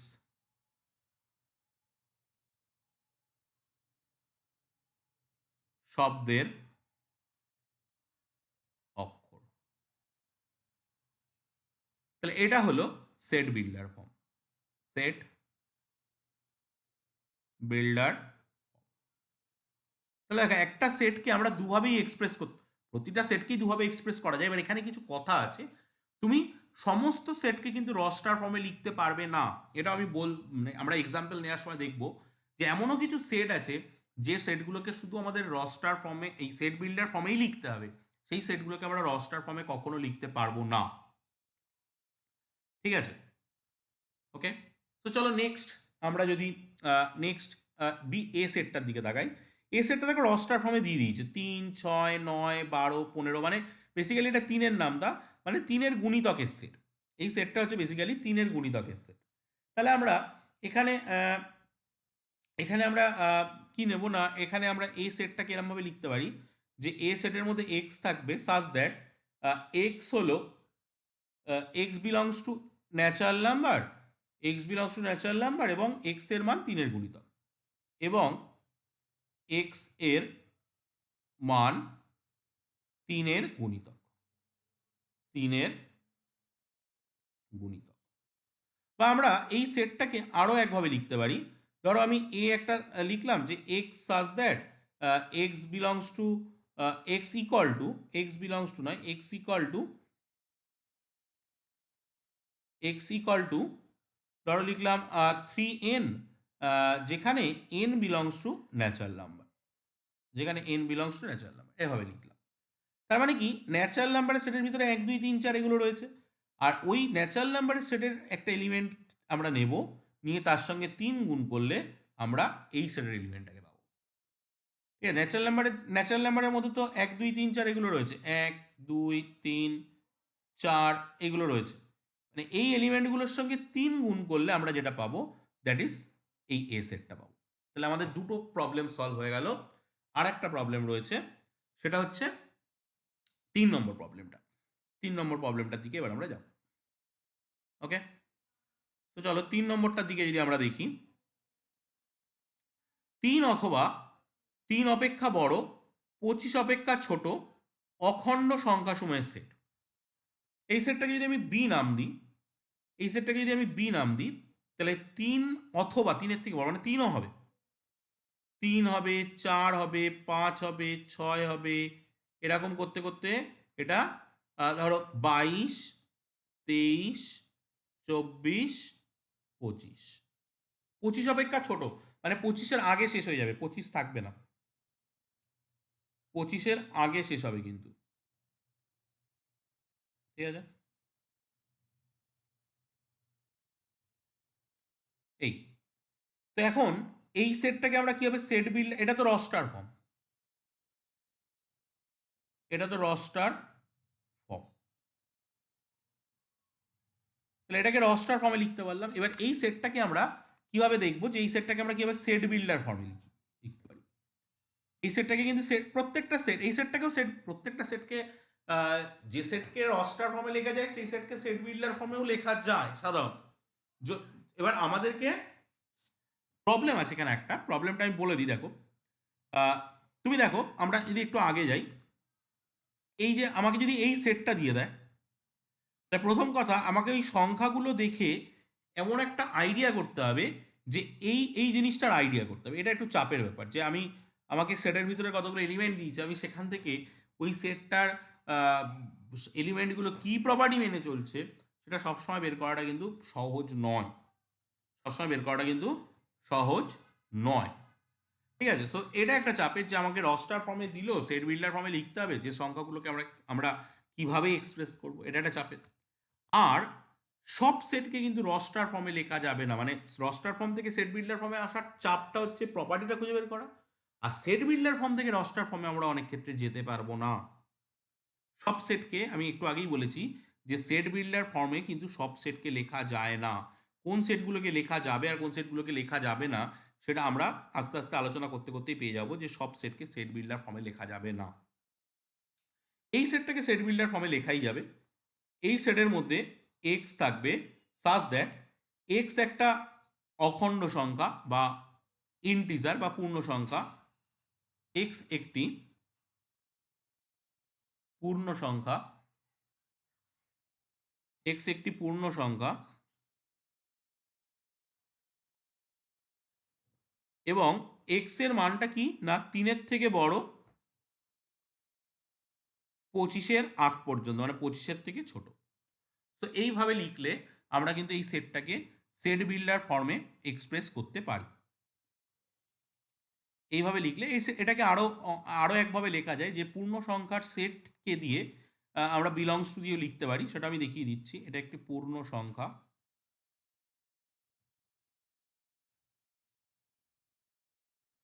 তো ধরো আমরা বিটাকে এইভাবেও লিখতে পারি, যে এর ভিতরে এক্স আছে such that x belongs to ইন্টিজারের সেটটা হচ্ছে জেড, এইভাবে লেখা হয়। অ্যান্ড এই এক্সটা কেমন হবে না, এই এক্সটা 3-এর থেকে বড় হবে এবং 25-এর থেকে ছোট হবে, এভাবে আমরা এটাকে লিখতে পারি। ওকে, তো এই ফরম্যাটেও এই সেটটাকে লেখা যায়। দেখো দেখো, তাহলে আমরা এটা বুঝতে পারছি সেট বিল্ডার ফর্মে একটা সেটকে লেখার জিনিসটা কিন্তু ইউনিক নয়, আমরা অনেক রকমভাবে একটা সেটকে কিন্তু সেট বিল্ডার ফর্মে লিখতে পারি। যেমন রস্টার ফর্মে যদি আমরা লিখি, সেটা কি অর্ডারে লিখবো, অর্ডার ইন্ডিপেন্ডেন্ট বলে আমরা কিন্তু যেহেতু অনেক রকমভাবে ওটাকে লিখতে পারি, তেমন সেট বিল্ডার ফর্মেও প্যাটার্নটা যেহেতু ইউনিক নয়, রস্টার ফর্মের ক্ষেত্রেও প্যাটার্নটা ইউনিক নয়, কিন্তু দুটো কারণ আলাদা। সেট বিল্ডার ফর্মে আমরা বিভিন্ন রকম প্রপার্টি বা বিভিন্ন রকম সিম্বল ইউজ করে বিভিন্ন রকমভাবে সেটকে রিপ্রেজেন্ট করতে পারি, আর রস্টার ফর্মের ক্ষেত্রে আমরা অর্ডারটাকে চেঞ্জ করে করে বিভিন্ন রকমভাবে সেটকে এক্সপ্রেস করতে পারি। সো চলো নেক্সট এগোনো যাক। এটা তোমাদের হোমওয়ার্ক দিচ্ছি আমি, এটা এমসিকিউ ফরম্যাটে একটা কোশ্চেন দিয়েছি, যে ধরি একটি সেট এস সেট গঠনকারী পদ্ধতি মানে সেট বিল্ডার ফর্ম মেথডে এইভাবে সংজ্ঞা দেওয়া আছে কি না, এস হলো, এস এর মধ্যে এক্স আছে, এক্স হলো এই সেটটা, দেখো এর ভিতরে নিজে এটা কিন্তু আর একটা সেট, এটা কিন্তু একটা সেট, এটাকে নাল সেট বলে, আমরা একটু পরেই পড়বো, এটাকে নাল সেট বলে। এই সেটের একটি উপসেট যেখানে N of x less than equal to 1, তাহলে এর রস্টার ফর্ম, এর ট্যাবুলার ফর্ম বা এর রস্টার ফর্ম এর কোনটা সঠিক উত্তর হবে সেটা তোমাদেরকে বের করতে হবে। তোমরা এখানে সাবসেট বা উপসেট কনসেপ্টটা এখনো পড়োনি। এটা এর পরের ক্লাসে আমি এটাকে ইন ডিটেলস বলবো, ঠিক আছে? তো এর পরের ক্লাসটা করার পরে এই হোমওয়ার্কটা তোমরা করবে, কারণ তা না হলে তোমরা এই সেটটা থেকে কি করে সাবসেট ফর্ম করতে হয় সেটা তোমরা এখনো জানো না, ঠিক আছে? তো সেই ক্ষেত্রে তোমাদের এই প্রবলেমটা সলভ করতে কিন্তু অসুবিধা হবে, ঠিক আছে? তো এর পরের ক্লাসে আমরা এই সাবসেট ফরমেশন কীভাবে করা হয় একটা সেট থেকে, তার সাবসেটগুলো বা উপসেটগুলো কী করে বের করা হয় সেটা আমরা দেখব। দেন তোমরা এই হোমওয়ার্কটা সলভ করবে, ঠিক আছে? এটা তোমাদের অ্যাজ এ হোমওয়ার্ক দিলাম, এটা তোমরা সলভ করবে উপসেটের কনসেপ্টটা পড়ার পরে। চলো এবার আমরা চলে যাব নেক্সট এক্সাম্পল। এটা হলো আরেকটা এক্সাম্পল। কি বলছে না, এস এস হচ্ছে ধরি এস এর মধ্যে কি আছে, অর্ডার্ড পেয়ার আছে, এগুলোকে অর্ডার্ড পেয়ার বা ক্রমিক জোড় বলে, ঠিক আছে? এই অর্ডার্ড পেয়ারের জিনিসটা আমরা সেট চ্যাপ্টারের পরে যখন রিলেশন চ্যাপ্টারটা শুরু করবো তখন আমরা পড়বো অর্ডার্ড পেয়ারটা। অর্ডার্ড পেয়ার মানে তোমরা গ্রাফ পেপারে যে এক্স কম ওয়াই টাইপসের যে বিন্দুগুলো লিখতে না, সেই বিন্দুর ফরম্যাটেই লেখা হয়। ওগুলো বেসিক্যালি যখন আমরা ওটার গ্রাফিক্যাল রিপ্রেজেন্টেশন করি ওগুলো গ্রাফ পেপারের পরে একটা বিন্দুকে বোঝায়। তো এই সেটটার মধ্যে এরকম অর্ডার্ড পেয়ার আছে যেখানে এই এবিগুলো ন্যাচারাল নাম্বার থেকে নেওয়া হচ্ছে এবং একটা সমীকরণ মেনটেন করছে এবিগুলো, a square minus b square equal to 2025। এটা একটা সেট। তো দেখো এটা এটা কিন্তু সেট বিল্ডার ফর্মে লেখা আছে, এটা কিন্তু সেট বিল্ডার ফর্মে লেখা আছে। আমরা এটার ফার্স্টে রস্টার ফর্মে কনভার্ট করব, এখান থেকে আমরা রস্টার ফর্মে কনভার্ট করব। রস্টার ফর্মে কনভার্ট করলে আমরা সেখান থেকে এই সেটের মধ্যে কতগুলো এলিমেন্ট আছে, উপাদান সংখ্যা কত, এলিমেন্ট কতগুলো আছে সেটা কিন্তু আমরা পেয়ে যাব। তাহলে আমাদের কাজ হচ্ছে এখান থেকে এই সেটটাকে কি করতে হবে, এই সেটটার রস্টার ফর্মে কনভার্সনটা করতে হবে। এই সেটটার রস্টার ফর্মে কনভার্সনটা করলেই আমরা রস্টার ফর্মে যেহেতু কমা কমা দিয়ে লেখা হয়, তো সেক্ষেত্রে আমরা কমা কমা দিয়ে লিখলে সেখান থেকে আমরা এলিমেন্টগুলোকে কাউন্ট করতে পারবো। তো আমরা এই সেটটাকে এখন রস্টার ফর্মে কনভার্ট করব। ওকে, তো দেখো 2025 যেটা রয়েছে, এই 2025কে যদি আমরা উৎপাদকে ভাঙি 5 দিয়ে, 405, 5 দিয়ে 81, 3 দিয়ে 27, 3 দিয়ে 9, 3 দিয়ে 3, তাহলে আমরা দেখো 2025 এই সংখ্যাটাকে যদি আমরা লিখি তাহলে 3 to the power 4 into 5 square এই ফরম্যাটে লিখতে পারছি, ঠিক আছে? এই ফরম্যাটে লিখতে পারছি, ঠিক আছে? এবার এবার এবার আমরা কি করব না, a square minus b square equal to 2025 মানে a plus b into a minus b, that is equal to 2025। A plus b into a minus b that is equal to 2025। এবার এখান থেকে আমাদের এই a plus b a minus বিটা বের করে আনতে হবে। এখান থেকে আমাদেরকে এই a plus b a minus বিটা বের করে আনতে হবে। তো এবার আমরা কি করব দেখো, এখানে তাহলে আমাদের 2025কে যদি আমরা ভেঙে আমরা মোট উৎপাদক কটা পেয়েছি, যদি মোট উৎপাদকের বের করতে চাই এর মোট কতগুলো উৎপাদক আছে, 2025-এর মোট কতগুলো উৎপাদক আছে সেটা বের করার একটা সূত্র আছে। এটা তোমরা জানো কিনা আমি জানি না। এটা বের করার একটা সূত্র হচ্ছে 2025-এর উৎপাদক সংখ্যা। দেখো 2025-এর উৎপাদক কিন্তু 3 আর 5 শুধু নয়, 3 থেকে 9ও কিন্তু একটা উৎপাদক, 27ও একটা উৎপাদক, 81ও একটা উৎপাদক, এরকম করে কিন্তু অনেক উৎপাদক আছে, ঠিক আছে? 3-এর সঙ্গে 5 গুণ করে 15 একটা উৎপাদক, 25 একটা উৎপাদক, 75 একটা উৎপাদক, এরকম কিন্তু এই 2025-এর অনেক উৎপাদক আছে। কিন্তু এর উৎপাদক সংখ্যা বের করার নিয়ম হচ্ছে আমাদেরকে কি করতে হয়, আগে অ্যাট ফার্স্ট এর এই যে পাওয়ারগুলো আছে এই পাওয়ারের সঙ্গে এক যোগ করতে হয়, মানে 4 যোগ 1, এই পাওয়ারের সঙ্গে এক যোগ করতে হয় মানে 2 যোগ 1, এবং এদেরকে গুণ করতে হয় মানে 5 গুণ 3, মানে 2025-এর 15টা উৎপাদক আছে মোট। ঠিক আছে, 15টা উৎপাদক আছে। এখন আমরা যেটা করতে চাইছি সেটা হচ্ছে এই 15টা মোট উৎপাদক আছে 15টা।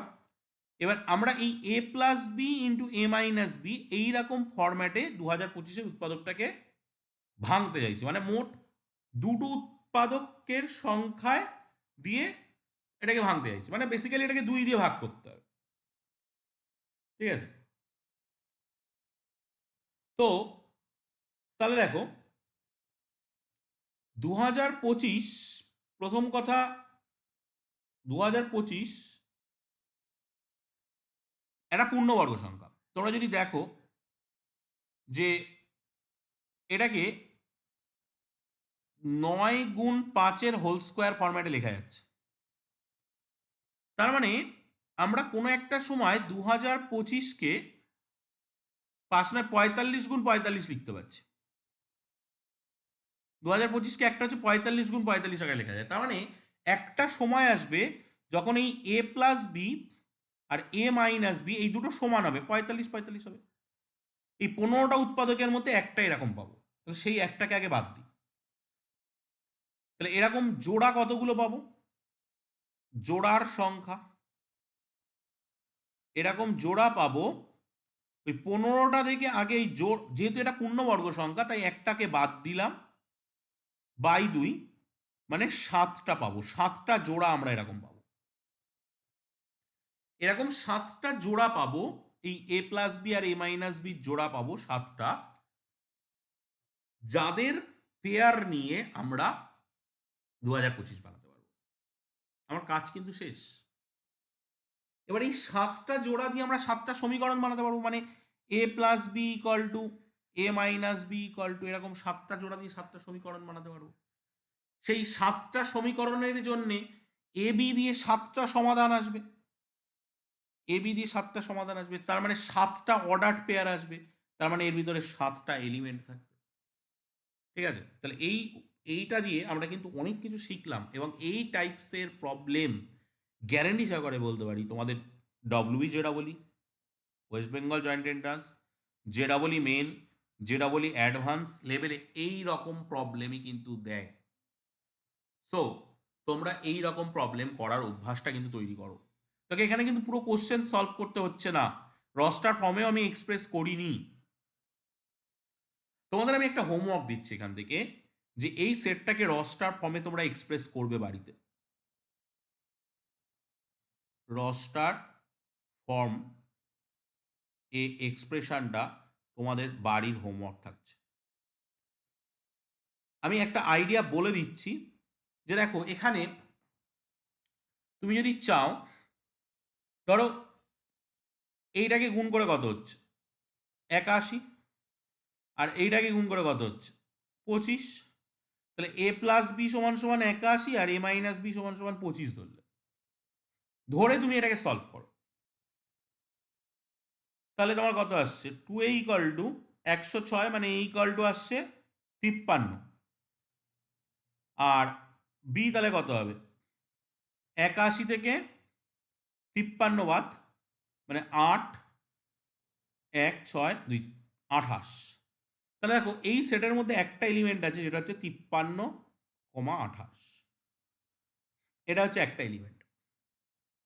ওকে, তো এরকম ভাবে তোমাকে 7টা পেয়ার অফ এলিমেন্ট তোমাকে বের করতে হবে, করে এই সেটটাকে রস্টার ফরম্যাটে এক্সপ্রেস করতে হবে। এই কাজটা আমি তোমাদের হোমওয়ার্ক আকারে দিলাম। একটা প্রবলেম তুমি পেয়েছো, সেই প্রবলেমটা থেকে অনেকগুলো প্রবলেম কিন্তু অ্যারাইজ করতে পারে। দেখো আমি প্রবলেমটা দিয়েছিলাম এই সেটের কতগুলো উপাদান সংখ্যা কত, সেটা আমি তোমাদেরকে প্রবলেম দিয়েছিলাম, তার থেকে আমি নিজে আরেকটা প্রবলেম বানিয়ে দিলাম, এই সেটটাকে রস্টার ফর্মে তোমরা এক্সপ্রেস করো। তো একটা প্রবলেমকে যখন ডিফারেন্ট অ্যাসপেক্টে ভাববে, যখন ডিফারেন্ট ডিফারেন্ট সেখান থেকে প্রবলেম বেরোবে, সেগুলোকে সলভ করা শিখবে, তখন কিন্তু তোমার এই কম্পিটিটিভ লেভেল এক্সামগুলোতে ডব্লিউবি জেডাবলি বা জেডাবলি মেন বা জেডাবলি অ্যাডভান্স লেভেলের এক্সামগুলোতে তোমার আর কোনো অসুবিধা থাকবে না। কিন্তু এই ট্র্যাডিশনাল বইয়ে যে কটা প্রবলেম আছে সেগুলোকে সমাধান করলাম, ওটা করলে কিন্তু তোমার ইন ফিউচার আরও অসুবিধা তৈরি হবে, তুমি different type of problem solve করাটা শিখবে না। চলো আমরা নেক্সট কোশ্চেনের দিকে, নেক্সট টপিকের দিকে এগোই। এবার আমরা আসছি ফাইনাইট সেট বা সসীম সেট।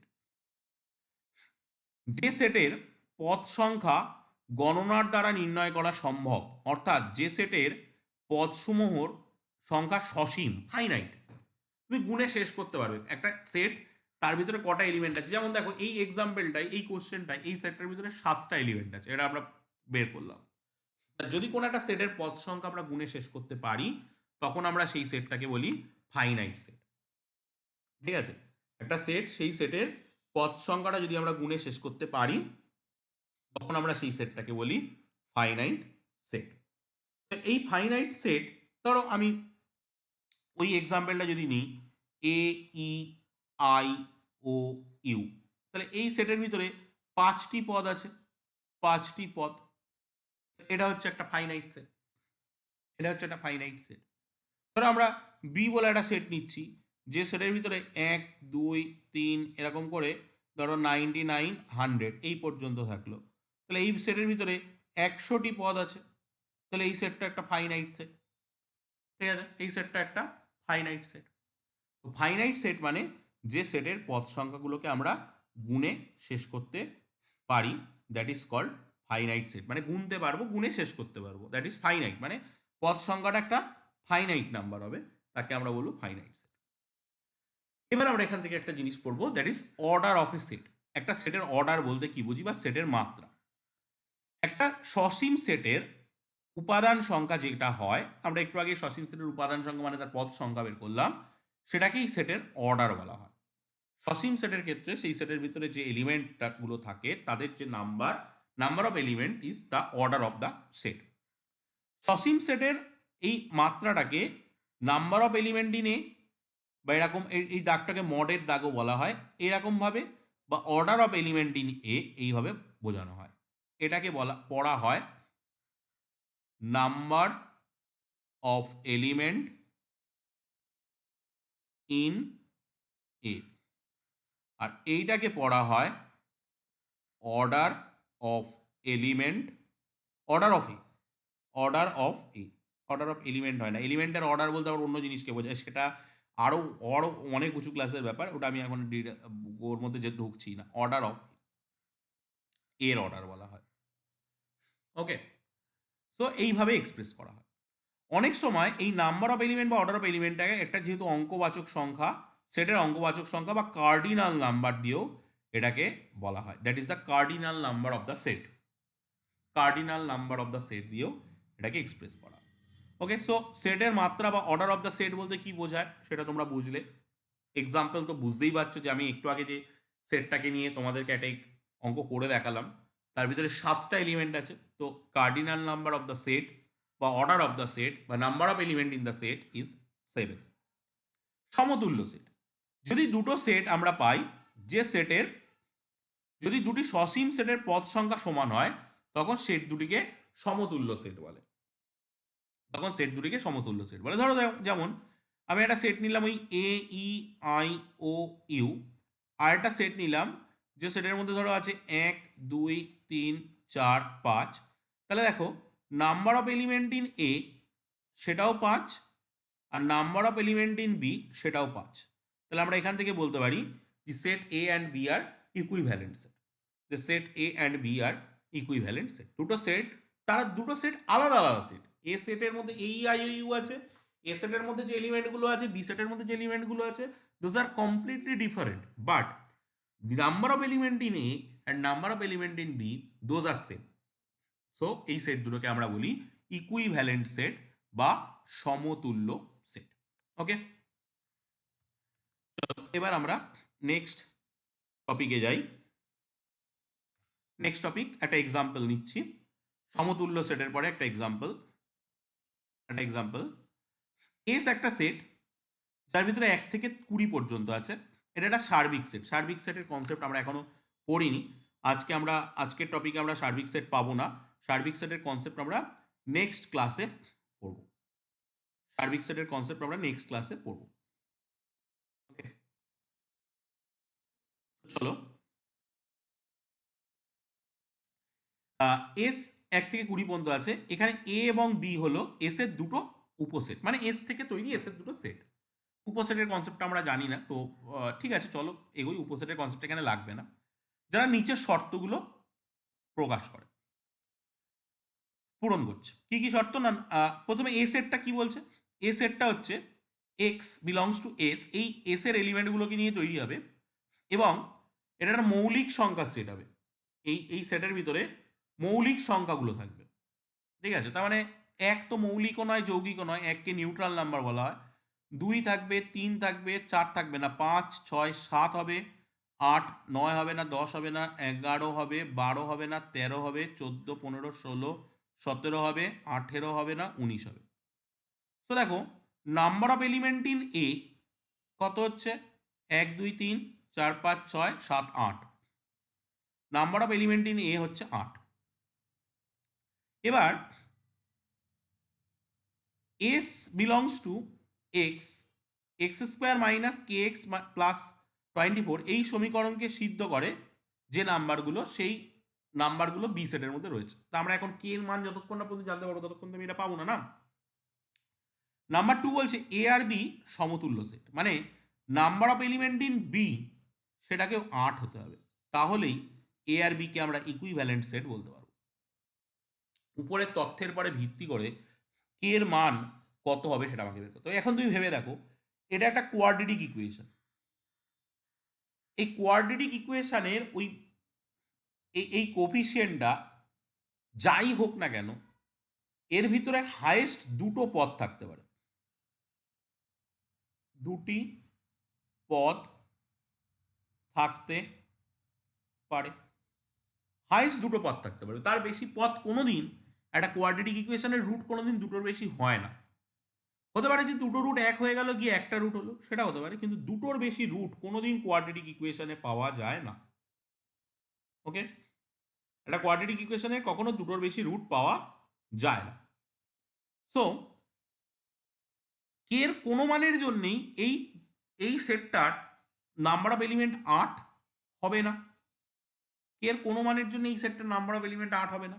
তার মানে প্রশ্নটি ভুল, কারণ একটি দ্বিঘাত সমীকরণের সেট কখনো মৌলিক সংখ্যার সেটের সঙ্গে সমতুল্য হতে পারে না। দেখো, দ্বিঘাত সমীকরণের সেট মৌলিক সংখ্যার সেটের হতে পারে, কিন্তু মৌলিক সংখ্যার 8খানা এলিমেন্ট আছে, একটা দ্বিঘাত সমীকরণকে সলভ করে 8খানা এলিমেন্ট পাওয়া যাবে, সেটা কোনোদিনই সম্ভব না। তুমি কে এর মান 10 বসাও, কে এর মান 11 বসাও, কে এর মান 14 বসাও, যাই বসাও না কেন, তুমি কোনোদিনই ওই ধরো তুমি কে এর মান 10 বসালে, মানে x square minus 10x plus 24 equal to 0, এটাকে সলভ করে তুমি কখনো মানে 8খানা রুট পাবে না।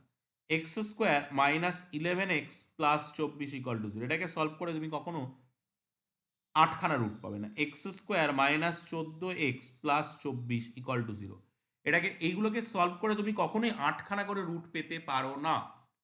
সো তোমাকে এর এমন কোনো মানই তুমি পাবে না যে মানের জন্য ওই সমীকরণটার 8খানা রুট আছে, এটা সম্ভব না। ওকে, দেখো বুঝতে কোনো ডাউট থাকলে বলো। চলে আসছে আমরা অসীম set, infinite set. Infinite set কি? যে সেটের পদ সংখ্যা গণনার দ্বারা নির্ণয় করা সম্ভব নয়, অর্থাৎ যে সেটের পদ সংখ্যা অসীম, ইনফাইনাইট, তাকে আমরা অসীম সেট বলি। অসীম সেট মানে হচ্ছে যে সেটের যে নাম্বার অফ এলিমেন্ট সেটা তুমি কাউন্ট করে শেষ করতে পারবে না। ধরো আমরা যে ন্যাচারাল নাম্বারের সেটের কথাটা বলি, 1 2 3 4 5, এটার তো কোনো শেষ নেই না, এটাকে তো শেষ করা যাবে না, না? তো এটা একটা অসীম সেট। বা ধরো আমি একটা এক্স বলে একটা সেট বানালাম, যে সেটের ভিতরে 1/n আছে, such that x belongs to natural number. মানে বেসিক্যালি এর ভিতরে 1/1 1 আছে, 1/2 1/3 1/4 এরকম করে আছে। সো এই সেটটা একটা ইনফাইনাইট সেট, কারণ এই সেটের যে নাম্বার অফ এলিমেন্ট, সেই নাম্বার অফ এলিমেন্টগুলোকে তুমি গুণে কখনোই শেষ করতে পারবে না। সো এটা একটা ইনফাইনাইট সেট। এই সেটের নাম্বার অফ এলিমেন্টগুলোকে তুমি কখনোই গুণে শেষ করতে পারবে না, তাই এটা একটা ইনফাইনাইট সেট। ওকে, দেখো যদি কোনো ডাউট থাকে বলো। নেক্সট পয়েন্টে আমরা যাব। এক্সাম্পল দেখো, আমাকে বলতে হবে যে এই সেটগুলোর মধ্যে কোনটা সসীম সেট আর কোনটা অসীম সেট, এটা আমাকে বলতে হবে। তো দেখো, এক্স এর যে ডেফিনেশন দেওয়া আছে, এক্স এর মধ্যে এটা সেট বিল্ডার ফর্মে লেখা আছে, এক্স আছে, এক্স হলো 1.5 অপেক্ষা বড় যুগ্ম অখণ্ড সংখ্যা, তার মানে 1.5 থেকে বড় 152, 154, 156, এরম ভাবে চলতে থাকবে, এটার কোনো শেষ নেই। তাহলে এটা অসীম সেট, এটা অসীম সেট। ওকে, আচ্ছা, এখানে বলছে ওয়াই হলো এক্স, এক্স বাস্তব সংখ্যা -2 থেকে 0-র মধ্যে। -2 থেকে, তোমরা ক্লাস 9-এ এটা পড়েছো, -2 ঠিক পরে আর 10-এর ঠিক আগে বা 0-র ঠিক আগে কতগুলো বাস্তব সংখ্যা আছে, এখানে অনেক লাখ লাখ কোটি কোটি বাস্তব সংখ্যা আছে। তোমাকে 2টো বা 3টে বাস্তব সংখ্যা হয়তো ক্লাস 9-এ বের করতে দিয়েছিল, কিন্তু এর ভিতরে অসংখ্য বাস্তব সংখ্যা আছে। এর ভিতরে কতগুলো বাস্তব সংখ্যা আছে তুমি কিন্তু ঠিক কাউন্ট করে বের করতে পারবে না। 2-এর ঠিক পরে, -2-এর ঠিক পরে কোন বাস্তব সংখ্যাটা আছে সেটাও তুমি কিন্তু বের করতে পারবে না। তার মানে এটাও কিন্তু একটা অসীম সেট, এটাও কিন্তু একটা অসীম সেট। ওকে, ধরো কেউ বললো -2 তো তার ঠিক পরে আছে -1.9, তা আমি বলতে পারি না যে এর আগে -1 ধরো আমি 90, মানে ধরো এর এর 9, এটা ধরো 90 তো, তাহলে -1.89 আছে বলতে পারি। কেউ বললো না, তাহলে তার আগেও আছে -1 না, এটা বাড়বে, সরি, 89 না, 91 হবে, 91 এর থেকে ধরো 999 বললাম, তারও আগে, এরকম করে কিন্তু তুমি অসংখ্য সংখ্যা পেতে পারো। 0 থেকে -2 বা -2 থেকে 0-র মধ্যে কিন্তু প্রচুর বাস্তব সংখ্যা আছে, তাহলে এটাও কিন্তু একটা অসীম সেট। আচ্ছা, জেড একটা সেট আছে, তাহলে 1 আর 2 সলভ হয়ে গেল, দুটোই অসীম সেট হয়েছে। 3 নম্বরটা, জেড একটা সেট আছে যার ভিতরে এক্স আছে, এক্স হলো -1 অপেক্ষা বড় অযুগ্ম ঋণাত্মক পূর্ণ সংখ্যা। তাহলে দেখো, অযুগ্ম হবে মানে -99, -97, -95 এরম ভাবে যাবে, এবং এটা কি ওই -5, -3, -1 গিয়ে কিন্তু শেষ হয়ে যাবে। তার মানে এটা কিন্তু কাউন্ট করা যাবে। তো এটা কিন্তু সসীম সেট, ফাইনাইট সেট। তাহলে একটা সেট, সেই সেটের নেচার দেখে কিন্তু আমরা সেই সেটের প্রকৃতি সম্পর্কে বলতে পারি, সেই সেটের নেচারটা কি হয়, সেই সেটটা কি। ঠিক আছে, ওকে,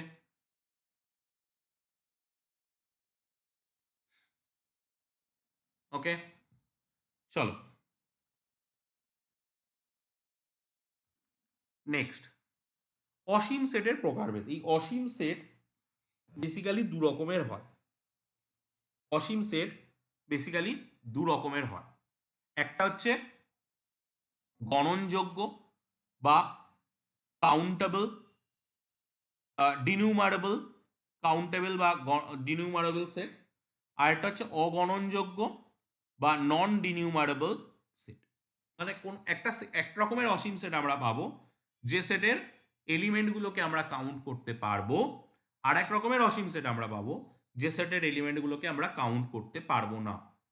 মানে যদি তোমাকে বড় বড় পাথর দেওয়া হয়, তাহলে এই বড় বড় পাথরগুলোকে তুমি গুনতে পারবে, এবার গুনে শেষ করতে পারবে কি না পারবে সেটা পরের কথা। যদি শেষ করতে পারো তাহলে সসীম, আর যদি শেষ করতে না পারো তাহলে অসীম। আর একটা হচ্ছে পাউডারের গুঁড়ো।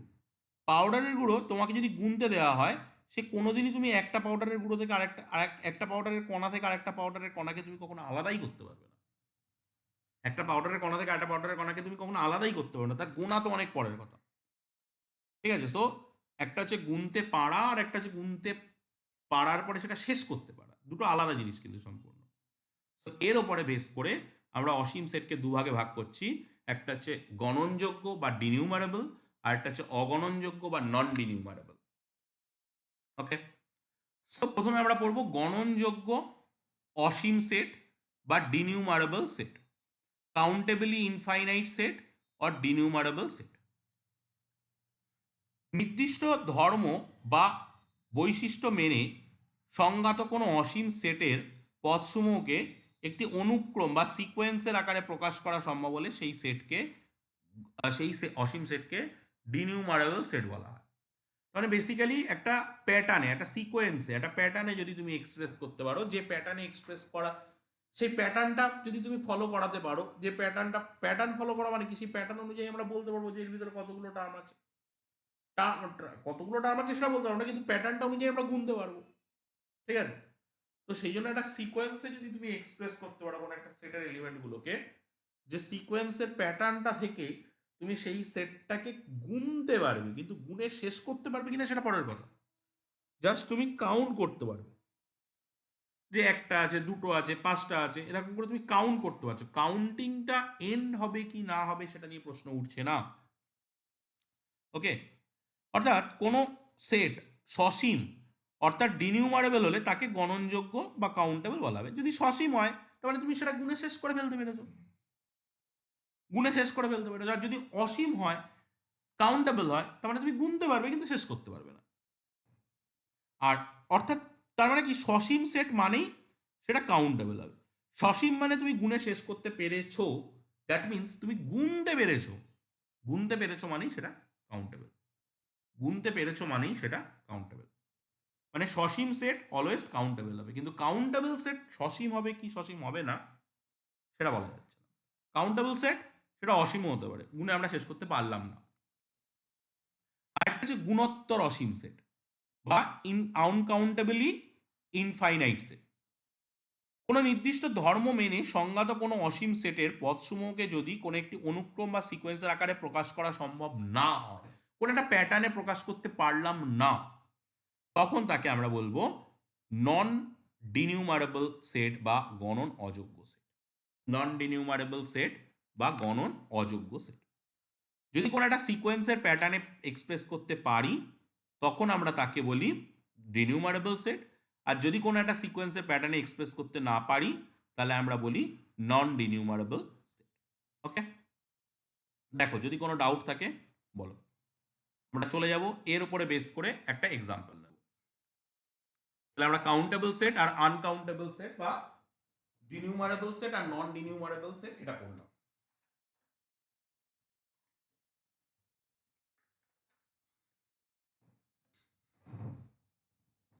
দেখো একটা এক্সাম্পল নিচ্ছি। এক্সাম্পলটা কি বলছে, ধরি এক্স এবং ওয়াই দুটো সেট এইভাবে সংজ্ঞা দেওয়া আছে। দেখো সেটের সংজ্ঞাটা দেখেই বুঝতে পারছো সেটটাকে কিভাবে লেখা আছে না, সেট বিল্ডার ফর্মে সেটটাকে এক্সপ্রেস করা আছে। এক্স সেটটা কি, এক্স এর মধ্যে এক্স আছে, এক্স বলে এলিমেন্ট আছে, যেখানে এক্স গুলো রেশনাল নাম্বার বা মূলদ সংখ্যা সেট। আমরা এই সেটগুলোকে নিয়ে আমরা পরে আলোচনা করব, যে এটা হচ্ছে মূলদ সংখ্যা সেট, এবং 0 থেকে 1 এর মধ্যে থাকবে এক্স, মানে 0 থেকে 1 এর মধ্যে যে মূলদ সংখ্যাগুলো আছে সেগুলো নিয়ে তৈরি হচ্ছে এক্স। ওয়াইটা কি, এর ভিতরে ওয়াই আছে, ওয়াই হচ্ছে বাস্তব সংখ্যা সেট, 0 থেকে 1 এর মধ্যে যেগুলো আছে সেই বাস্তব সংখ্যাগুলোকে নিয়ে তৈরি হচ্ছে ওয়াই। তো ওয়াই হলো বাস্তব সংখ্যাসমূহের একটা বিস্তার বা ইন্টারভ্যাল। ঠিক আছে, এই বিস্তার কি, বিস্তার শব্দটার ইংরেজি নাম হচ্ছে ইন্টারভ্যাল। ঠিক আছে, ইন্টারভ্যালকে নিয়েও আমাদের একটা আলাদা সেকশন রয়েছে, আমরা নাম্বার সিস্টেমের সাথে ইন্টারভ্যাল পোর্শনটা পড়বো। ইন্টারভ্যাল কত রকমের হয় সেগুলোকে নিয়ে আমরা কথা বলবো। ওকে, তো এখন সেটের গণনযোগ্যতার সংক্রান্ত নিচের বিবৃতিগুলি বিবেচনা করো। 1, সেট এক্স একটি অসীম সেট, কারণ এটার সীমা নির্দিষ্ট। ওরা সীমা বলতে 0 1টাকে বলছে। সেট এক্স টি গণনযোগ্য বা ডিনিউমারেবল, মানে এটাকে কাউন্ট করা যায় এবং এটা ডিনিউমারেবল, কারণ এর পদসমূহকে একটি নির্দিষ্ট অনুক্রম বা সিকোয়েন্স আকারে সাজানো সম্ভব। সেট ওয়াই অগণনযোগ্য বা নন ডিনিউমারেবল, কারণ এর পদসমূহকে কোনো অনুক্রম আকারে সাজানো বা প্রকাশ করা যায় না। আর সেট এক্স এবং ওয়াই উভয়ই ডিনিউমারেবল, কারণ উভয়ই অসীম সেট। এটা হচ্ছে কোশ্চেন। এই কোশ্চেনটা আমাদেরকে সলভ করতে হবে। তো বলো, তোমরা আগে বলো যে তোমাদের কার কোনটা মনে হচ্ছে যে এটা কি প্রকারের সেট হতে পারে। মানে এখানে দেখো অপশানগুলো দিয়েছে, দুটো এর মধ্যে ঠিক থাকতে পারে, 1 এবং 3 ঠিক, 2 এবং 3 ঠিক, 2 এবং 4 ঠিক, শুধুমাত্র 3 ঠিক। কোনটা ঠিক তোমাদেরকে বলতে হবে।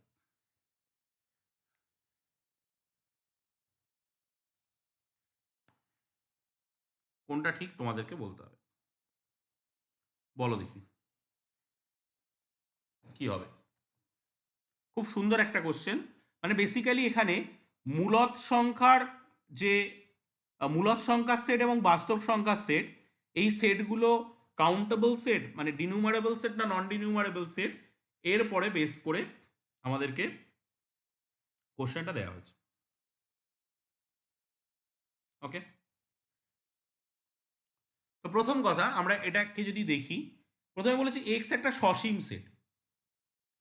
এক্স একটা সসীম সেট, তো এক্স সসীম সেট, এটা তো সসীম সেট নয়, কারণ 0 থেকে 1 মধ্যে লাখ লাখ কোটি কোটি মূলদ সংখ্যা আছে। লাখ লাখ কোটি কোটি মূলদ সংখ্যা আছে। তুমি এটাকে কখনোই সসীম সেট বলতে পারো না। So that is a false. False. ওরা সীমা বলছে, কারণ এর সীমা নির্দিষ্ট, 0 আর 1টাকে সীমা বলছে। কেন বলছে সে কথা আমি পরে যাচ্ছি, বাট সেটাকে ওইভাবে সীমা বলা যায় কি যায় না সে সমস্ত অনেক পরের ব্যাপার। বাট এটা সসীম সেট কখনোই নয়, কারণ এর ভিতরে অসংখ্য এলিমেন্ট আছে। ওকে, অপশান নাম্বার 2, তাহলে অপশান 1 প্রথমেই বাতিল হয়ে গেল।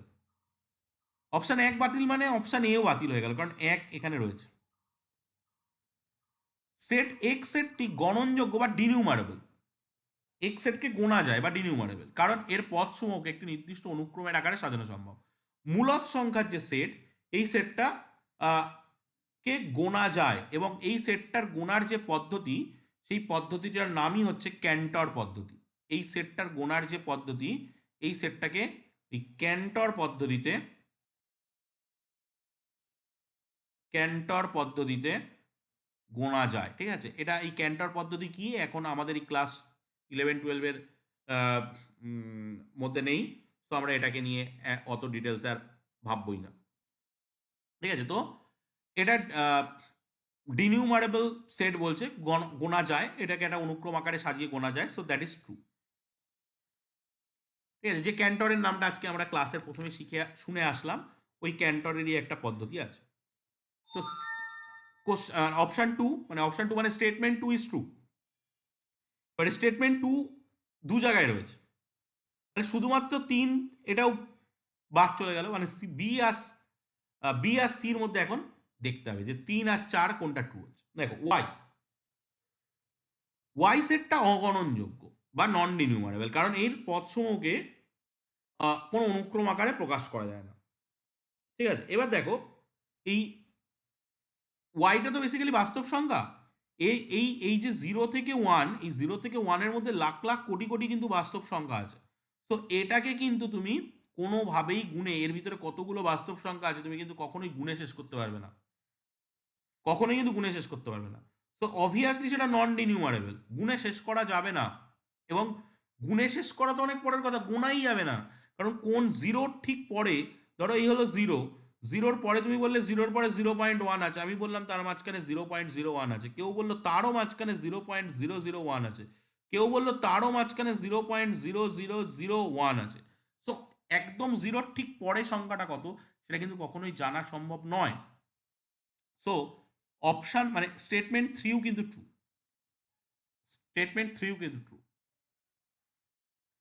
স্টেটমেন্ট 4 বলছে, তাহলে সেই হিসাবে অপশান বি ট্রু।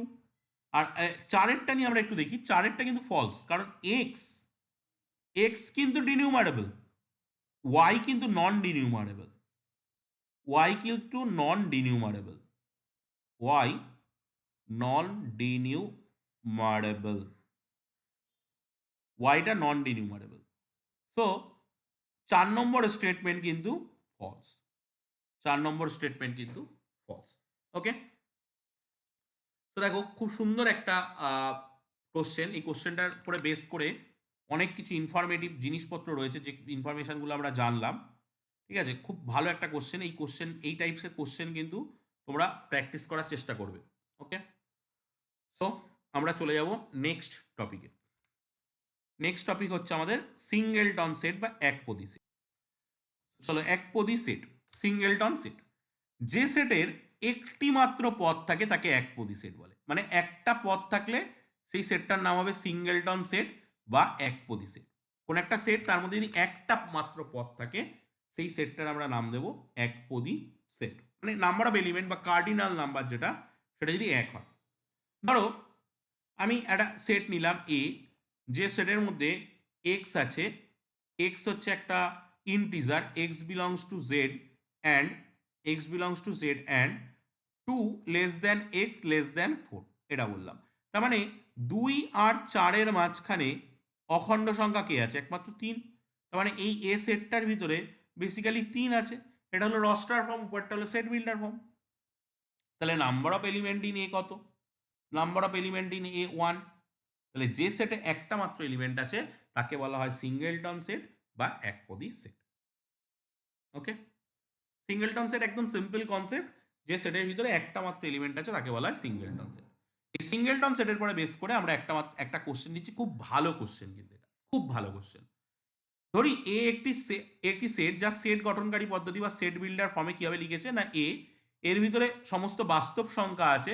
কি বাস্তব সংখ্যা? না, যে বাস্তব সংখ্যাগুলো এই ইকুয়েশনটাকে স্যাটিসফাই করছে। X square plus K minus 3x plus K equal to 0। তো এখানে কে একটি বাস্তব সংখ্যা, কে একটি বাস্তব সংখ্যা এবং আর হলো বাস্তব সংখ্যা। কে এর কোন মান বা মান সময়ের জন্য একটি সিঙ্গেলটন সেট হবে। তো আমরা দেখব যে এই সমীকরণের একটা দ্বিঘাত সমীকরণ a x square plus b x plus c equal to 0, এটা একটা দ্বিঘাত সমীকরণ। এই দ্বিঘাত সমীকরণের আমাদের কনসেপ্ট ছিল ডি, নিরূপক, যেটাকে বলা হতো বি স্কোয়ার মাইনাস 4ac। এই বি স্কোয়ার মাইনাস 4ac যদি 0 হয়, তাহলে দ্বিঘাত সমীকরণের বীজদ্বয় সমান এবং বাস্তব হয়। বীজ দুটো সমান হয়ে গেলে আমরা তাকে একবার লিখব। এই দ্বিঘাত সমীকরণটা দুটো বীজ, সেই বীজ দুটো যদি সমান হয়ে যায় তাহলে সেটাকে আমরা একবার লিখবো, তখনই কিন্তু এটা সিঙ্গেলটন সেট হবে। তো এর নিরূপক কত?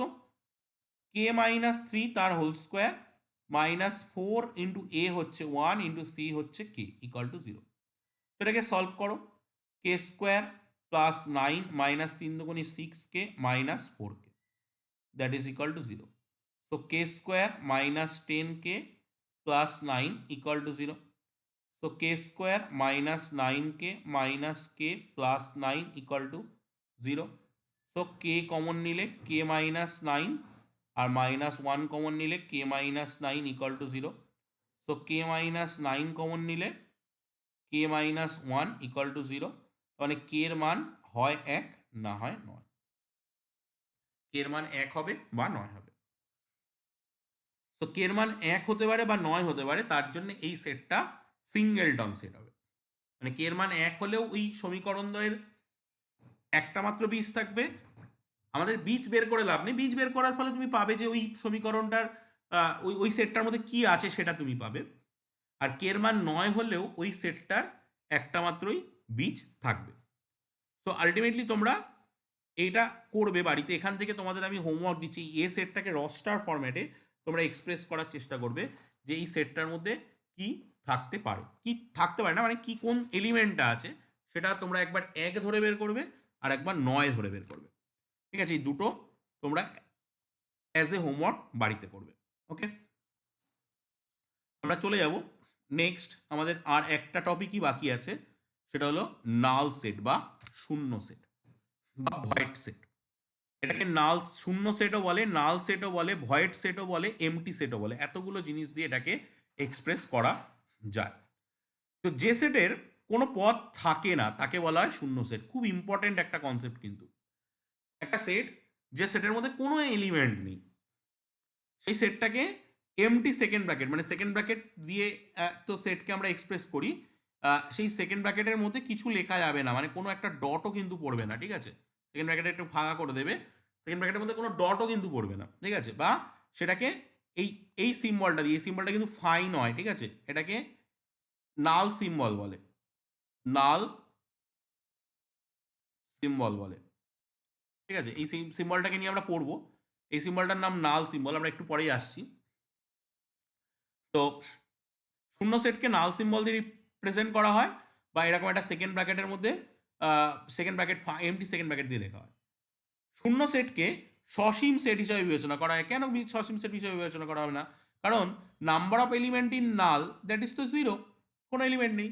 শূন্য সেটের মাত্রা বা উপাদান সংখ্যা হয় জিরো, ঠিক আছে? সো এই চারটে পয়েন্টই কিন্তু খুবই ইম্পর্টেন্ট।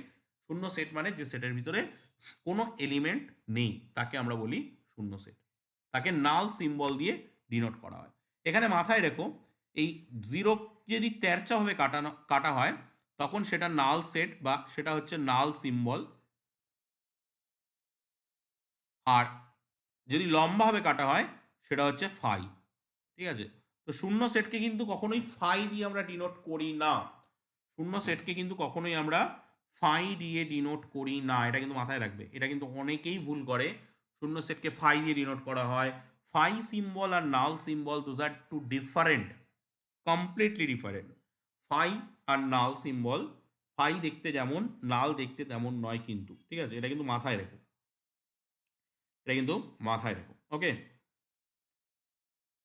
ওকে, চলো নেক্সট একটা এক্সাম্পল। নেক্সট এক্সাম্পল আমরা নিচ্ছি এটা। নিচের কোনটি শূন্য সেট? এখান থেকে আমাদের কোনটা নাল সেট সেটা আমাদের বলতে হবে। ওকে, মানে তিনটে দিয়েছে, কোনটা নাল সেট হবে সেটা আমাদের বলতে হবে। তো এ একটা সেট, এ সেটের মধ্যে এক্স আছে, যেখানে x plus six equal to five, তাহলে x plus six equal to যদি ফাইভ হয়, x equal to minus one, তার মানে এ সেটটার ভিতরে বেসিক্যালি মাইনাস ওয়ান আছে, মানে number of element in A that is equal to one. তার মানে এ কখনোই শূন্য সেট হতে পারে না, এ একটা সিঙ্গেলটন সেট, এ সেটটা একটা সিঙ্গেলটন সেট, এ সেটটা সিঙ্গেলটন সেট হতে পারে, ঠিক আছে? এ সেটটা নাল সেট হতে পারবে না কিন্তু। বি সেট নিজেই শূন্যকে কন্টেইন করছে, তাহলে number of element in B that is also one, so এটাও কিন্তু একটা সিঙ্গেলটন সেট, বিটাও কিন্তু একটা সিঙ্গেলটন সেট, বি সেটটাও নাল সেট হবে না। আর সি সেটটার মধ্যে দেখো আছে এক্স, যেখানে এক্স একটা অখণ্ড সংখ্যা, এবং সিক্স এক্স স্কোয়ার, এই ইকুয়েশনটাকেও মেনে চলছে, six x square minus five x plus one equal to zero.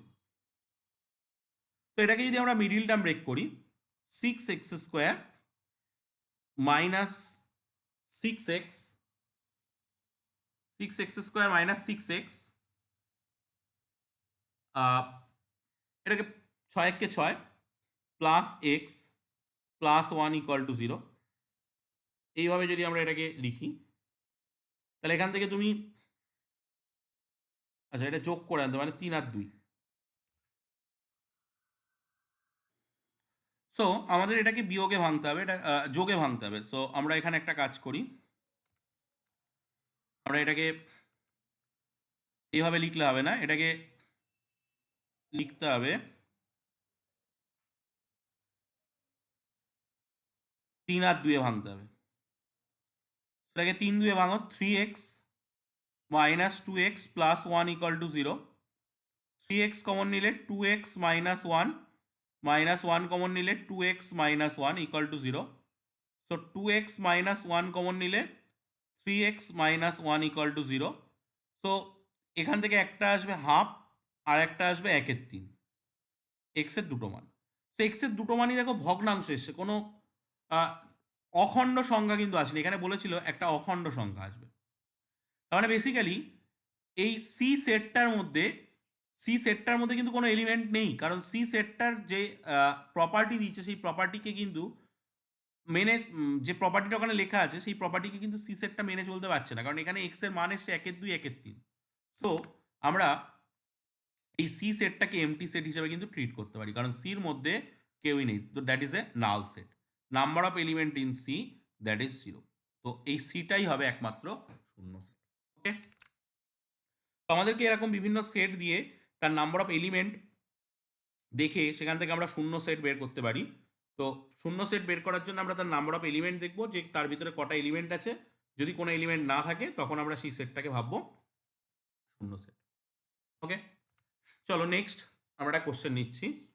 Next question হচ্ছে রিয়েল নাম্বারের সেট আর হলো বাস্তব সংখ্যার সেট, এবিসি এই সেটের উপরে সংজ্ঞাত করা হয়েছে। কিভাবে করেছে না, এ সেটটার ভিতরে x belongs to real number x square plus one equal to zero. দেখো x square plus one equal to zero, x square equal to minus one, তো x equal to plus minus root over of minus one. এটা কিন্তু মানে এটা কিন্তু মানে real নাম্বারের মধ্যে থাকে না। কেন থাকে না সেটা যদি দেখতে হয়, দেখো x square plus one equal to জিরোকে যদি আমরা দ্বিঘাত সমীকরণের জেনারেল ফর্মে লিখি তাহলে এটা হবে। তো তুমি যদি এই সমীকরণটার নিরূপক বের করো, নিরূপকটা কত আসছে, zero square minus four into one, so that is minus four less than zero. তার মানে এই সমীকরণের যে বীজ তারা কিন্তু বাস্তব নয়, বাস্তব নয়, তারা কাল্পনিক। এটা আমরা ক্লাস 11-এই শিখবো যে এগুলোকে root over of minus plus minus root over of minus one, এটা বাস্তব সংখ্যা নয় কিন্তু। তার মানে এর ভিতরে বেসিক্যালি কেউ নেই, এটা কিন্তু নাল সেট। বি সেটটা কি না, বি সেটের ভিতরে x belongs to real number x square minus six x minus five x plus six equal to zero, এবং এক্স একটি অমূলদ সংখ্যা বলেছে। তো এটাকে যদি আমরা সলভ করি, x square minus three x minus two x plus six equal to zero, তাহলে এক্স কমন নিলে x minus three, two common নিলে x minus three that is equal to zero, x minus three common নিলে x minus two that is equal to zero, মানে x equal to three আর two আসছে, এই দুটো আসছে। এরা দুজনেই কিন্তু মূলদ সংখ্যা, এরা কেউ কিন্তু অমূলদ সংখ্যা নয়। সো এটাও কিন্তু বেসিক্যালি এমটি সেট, এটাও কিন্তু বেসিক্যালি এমটি সেট। আর সি সেটটা কিন্তু এমটি সেট নয়, number of element in C that is equal to one, C সেটটা কিন্তু এমটি সেট নয়। এবার নিচের বিবৃতিগুলো তিনটে চারটে এক্সপ্রেশন দিয়ে দিয়েছে, কোনটা ঠিক আমাকে বলতে হবে। এ বি সি তিনটেই শূন্য সেট, এ বি দুটো শূন্য সেট কিন্তু সি তো শূন্য সেট নয়। এ এবং বি শূন্য সেট হলেও সি একটি একপদী সেট, অবভিয়াসলি এটা একটা সিঙ্গেলটন সেট, এটা একটা সিঙ্গেলটন সেট। কেবলমাত্র শুধুমাত্র এ শূন্য সেট, এটাও ফলস, বিও শূন্য সেট হচ্ছে। বি একটি শূন্য সেট কারণ এই সমীকরণের দুটি শূন্য সেট নয়, কারণ এই সমীকরণটার দুটো বীজ আছে। এই সমীকরণটার দুটো বীজ আছে সেটা ঠিক কথা, দ্যাট ইজ ট্রু, বাট বীজ দুটো মূলদ সংখ্যা, বীজ দুটো কিন্তু অমূলদ সংখ্যা নয়। এখানে কোশ্চেনটা আবার বলে দিয়েছে এক্স একটা অমূলদ সংখ্যা হবে, সো বি বেসিক্যালি নাল সেটই দাঁড়াচ্ছে, তার মানে এটাও কিন্তু ফলস। এই সমীকরণটা দুটো বীজ আছে এই পোর্শনটা ট্রু, কিন্তু সেই বীজ দুটো অমূলদ সংখ্যা নয়, বীজ দুটো মূলদ সংখ্যা। Okay, so option B is the right answer of this problem. Okay, চলো নেক্সট আমি হোমওয়ার্ক দিচ্ছি। এটা সমগ্র সংখ্যা সেট হোল নাম্বারের সেটের পরে ডিফাইন করা একটা প্রবলেম। এখানে চারটে সেট আমি কনসিডার করে দিয়েছি, এই সেটগুলোর মধ্যে ওই নাম্বার অফ এলিমেন্টের উপর বেস করে প্রবলেমটা আছে, কোনটা ঠিক কোনটা কি তোমাদের বের করতে হবে। এখানে ইন্টারসেকশন সাইন আছে, এটা সেট অপারেশন, এটা ইন্টারসেকশন, ঠিক আছে। সেট অপারেশনের মধ্যে আমরা এই সাইনটা শিখবো, এই সাইনটা কি, তো সেটা তোমরা ইন্টারসেকশনটা শিখে গেলে তারপরে এই প্রবলেমটাকে সলভ করবে। দেখো নাল সিম্বল দিয়েও কিন্তু এস থ্রিগুলোকে এরকমভাবে, এটা কিন্তু নিজে একটা সেট, এটা নিজে কিন্তু একটা সেট, ওই ভিতরে একটুকুনি মানে সেটের সেট। ওকে, আর একটা মানে মাস্টার মাইন্ড মানে কি বলবো, মাস্টার স্ট্রোক বলতে পারো তোমরা এটাকে, এটা একটা খুব ভালো হোমওয়ার্ক। নাল সেট যেটা আমরা নাল সিম্বল দিয়ে লিখলাম, এই নাল সেটটাকে তোমরা সেট বিল্ডার ফরম্যাটে এক্সপ্রেস করবে। এটা তোমাদের একটা ফাইনাল হোমওয়ার্ক দিচ্ছি আমি তোমাদেরকে। নাল সেট মানে যে সেটের ভিতরে কোনো এলিমেন্ট নেই তাকে নাল সেট বলে। এটা আমরা আজকে ক্লাসে পড়লাম। এইটাকে set builder form, set builder form মানে আমরা জানি যে কিছু প্রপার্টি দিয়ে আমাদের লিখতে হয়। তো এটাকে সেট বিল্ডার ফর্মে তোমরা এক্সপ্রেস করবে। এটা তোমাদের আজকের একটা ফাইনাল হোমওয়ার্ক। এটা কিন্তু আমি পরের দিনে সবার খাতায় চেক করব যে নাল সেটকে কি করে তোমরা সেট বিল্ডার ফর্মে এক্সপ্রেস করতে পারছো কি পারছো না। ওকে, তো এটাই আজকের ফাইনাল। আজকে এই পর্যন্তই আমরা রাখছি। নেক্সট ক্লাসে আমরা সেট আমাদের আমি একটা ক্লাস নেব যেখানে আমরা নাম্বার সিস্টেমটা পড়বো, যে আমাদের কত রকমের নাম্বার আছে, natural number, whole number, integers, rational number, irrational number, complex number, Hindu Arabic সংখ্যা আছে আমাদের। এইগুলোকে নিয়ে আমি একটা ক্লাস নেব এবং তার মধ্যেই আমাদের যে রিয়েল নাম্বার আছে সেই রিয়েল নাম্বার সিস্টেমের যে সাবসেটগুলো হয় সেই সাবসেটগুলো কেমন হয়, কিভাবে এক্সপ্রেস করা হয়, সেগুলো আমি নিয়ে আলোচনা করব।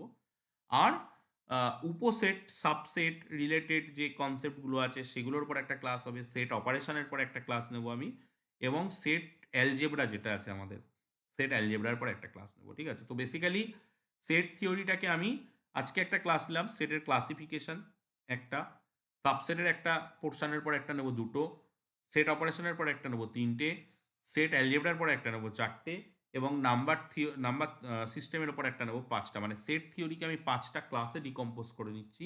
এই পাঁচটা ক্লাসে আমি টোটাল সেট থিওরিটা শেষ করব। ঠিক আছে, এবং তারপরে তো তার এক্সারসাইজের কনসেপ্টগুলো নিয়ে কাজ বাজ হবেই। ঠিক আছে, এক্সারসাইজের প্রবলেমগুলো সলভ হবেই। ঠিক আছে, সো তোমরা এই ক্লাসের যে কটা হোমওয়ার্ক আমি দিয়েছি প্রত্যেকটা হোমওয়ার্ক ভালো করে ইন ডিটেলস সলভ করো। দেন আমরা পরবর্তী ক্লাসে এর পরের পোর্শন থেকে শুরু করব। ঠিক আছে, সো আজকে এই পর্যন্তই থাকছে। নেক্সট ক্লাসে আমরা এরপর থেকে কন্টিনিউ করব। Thank you.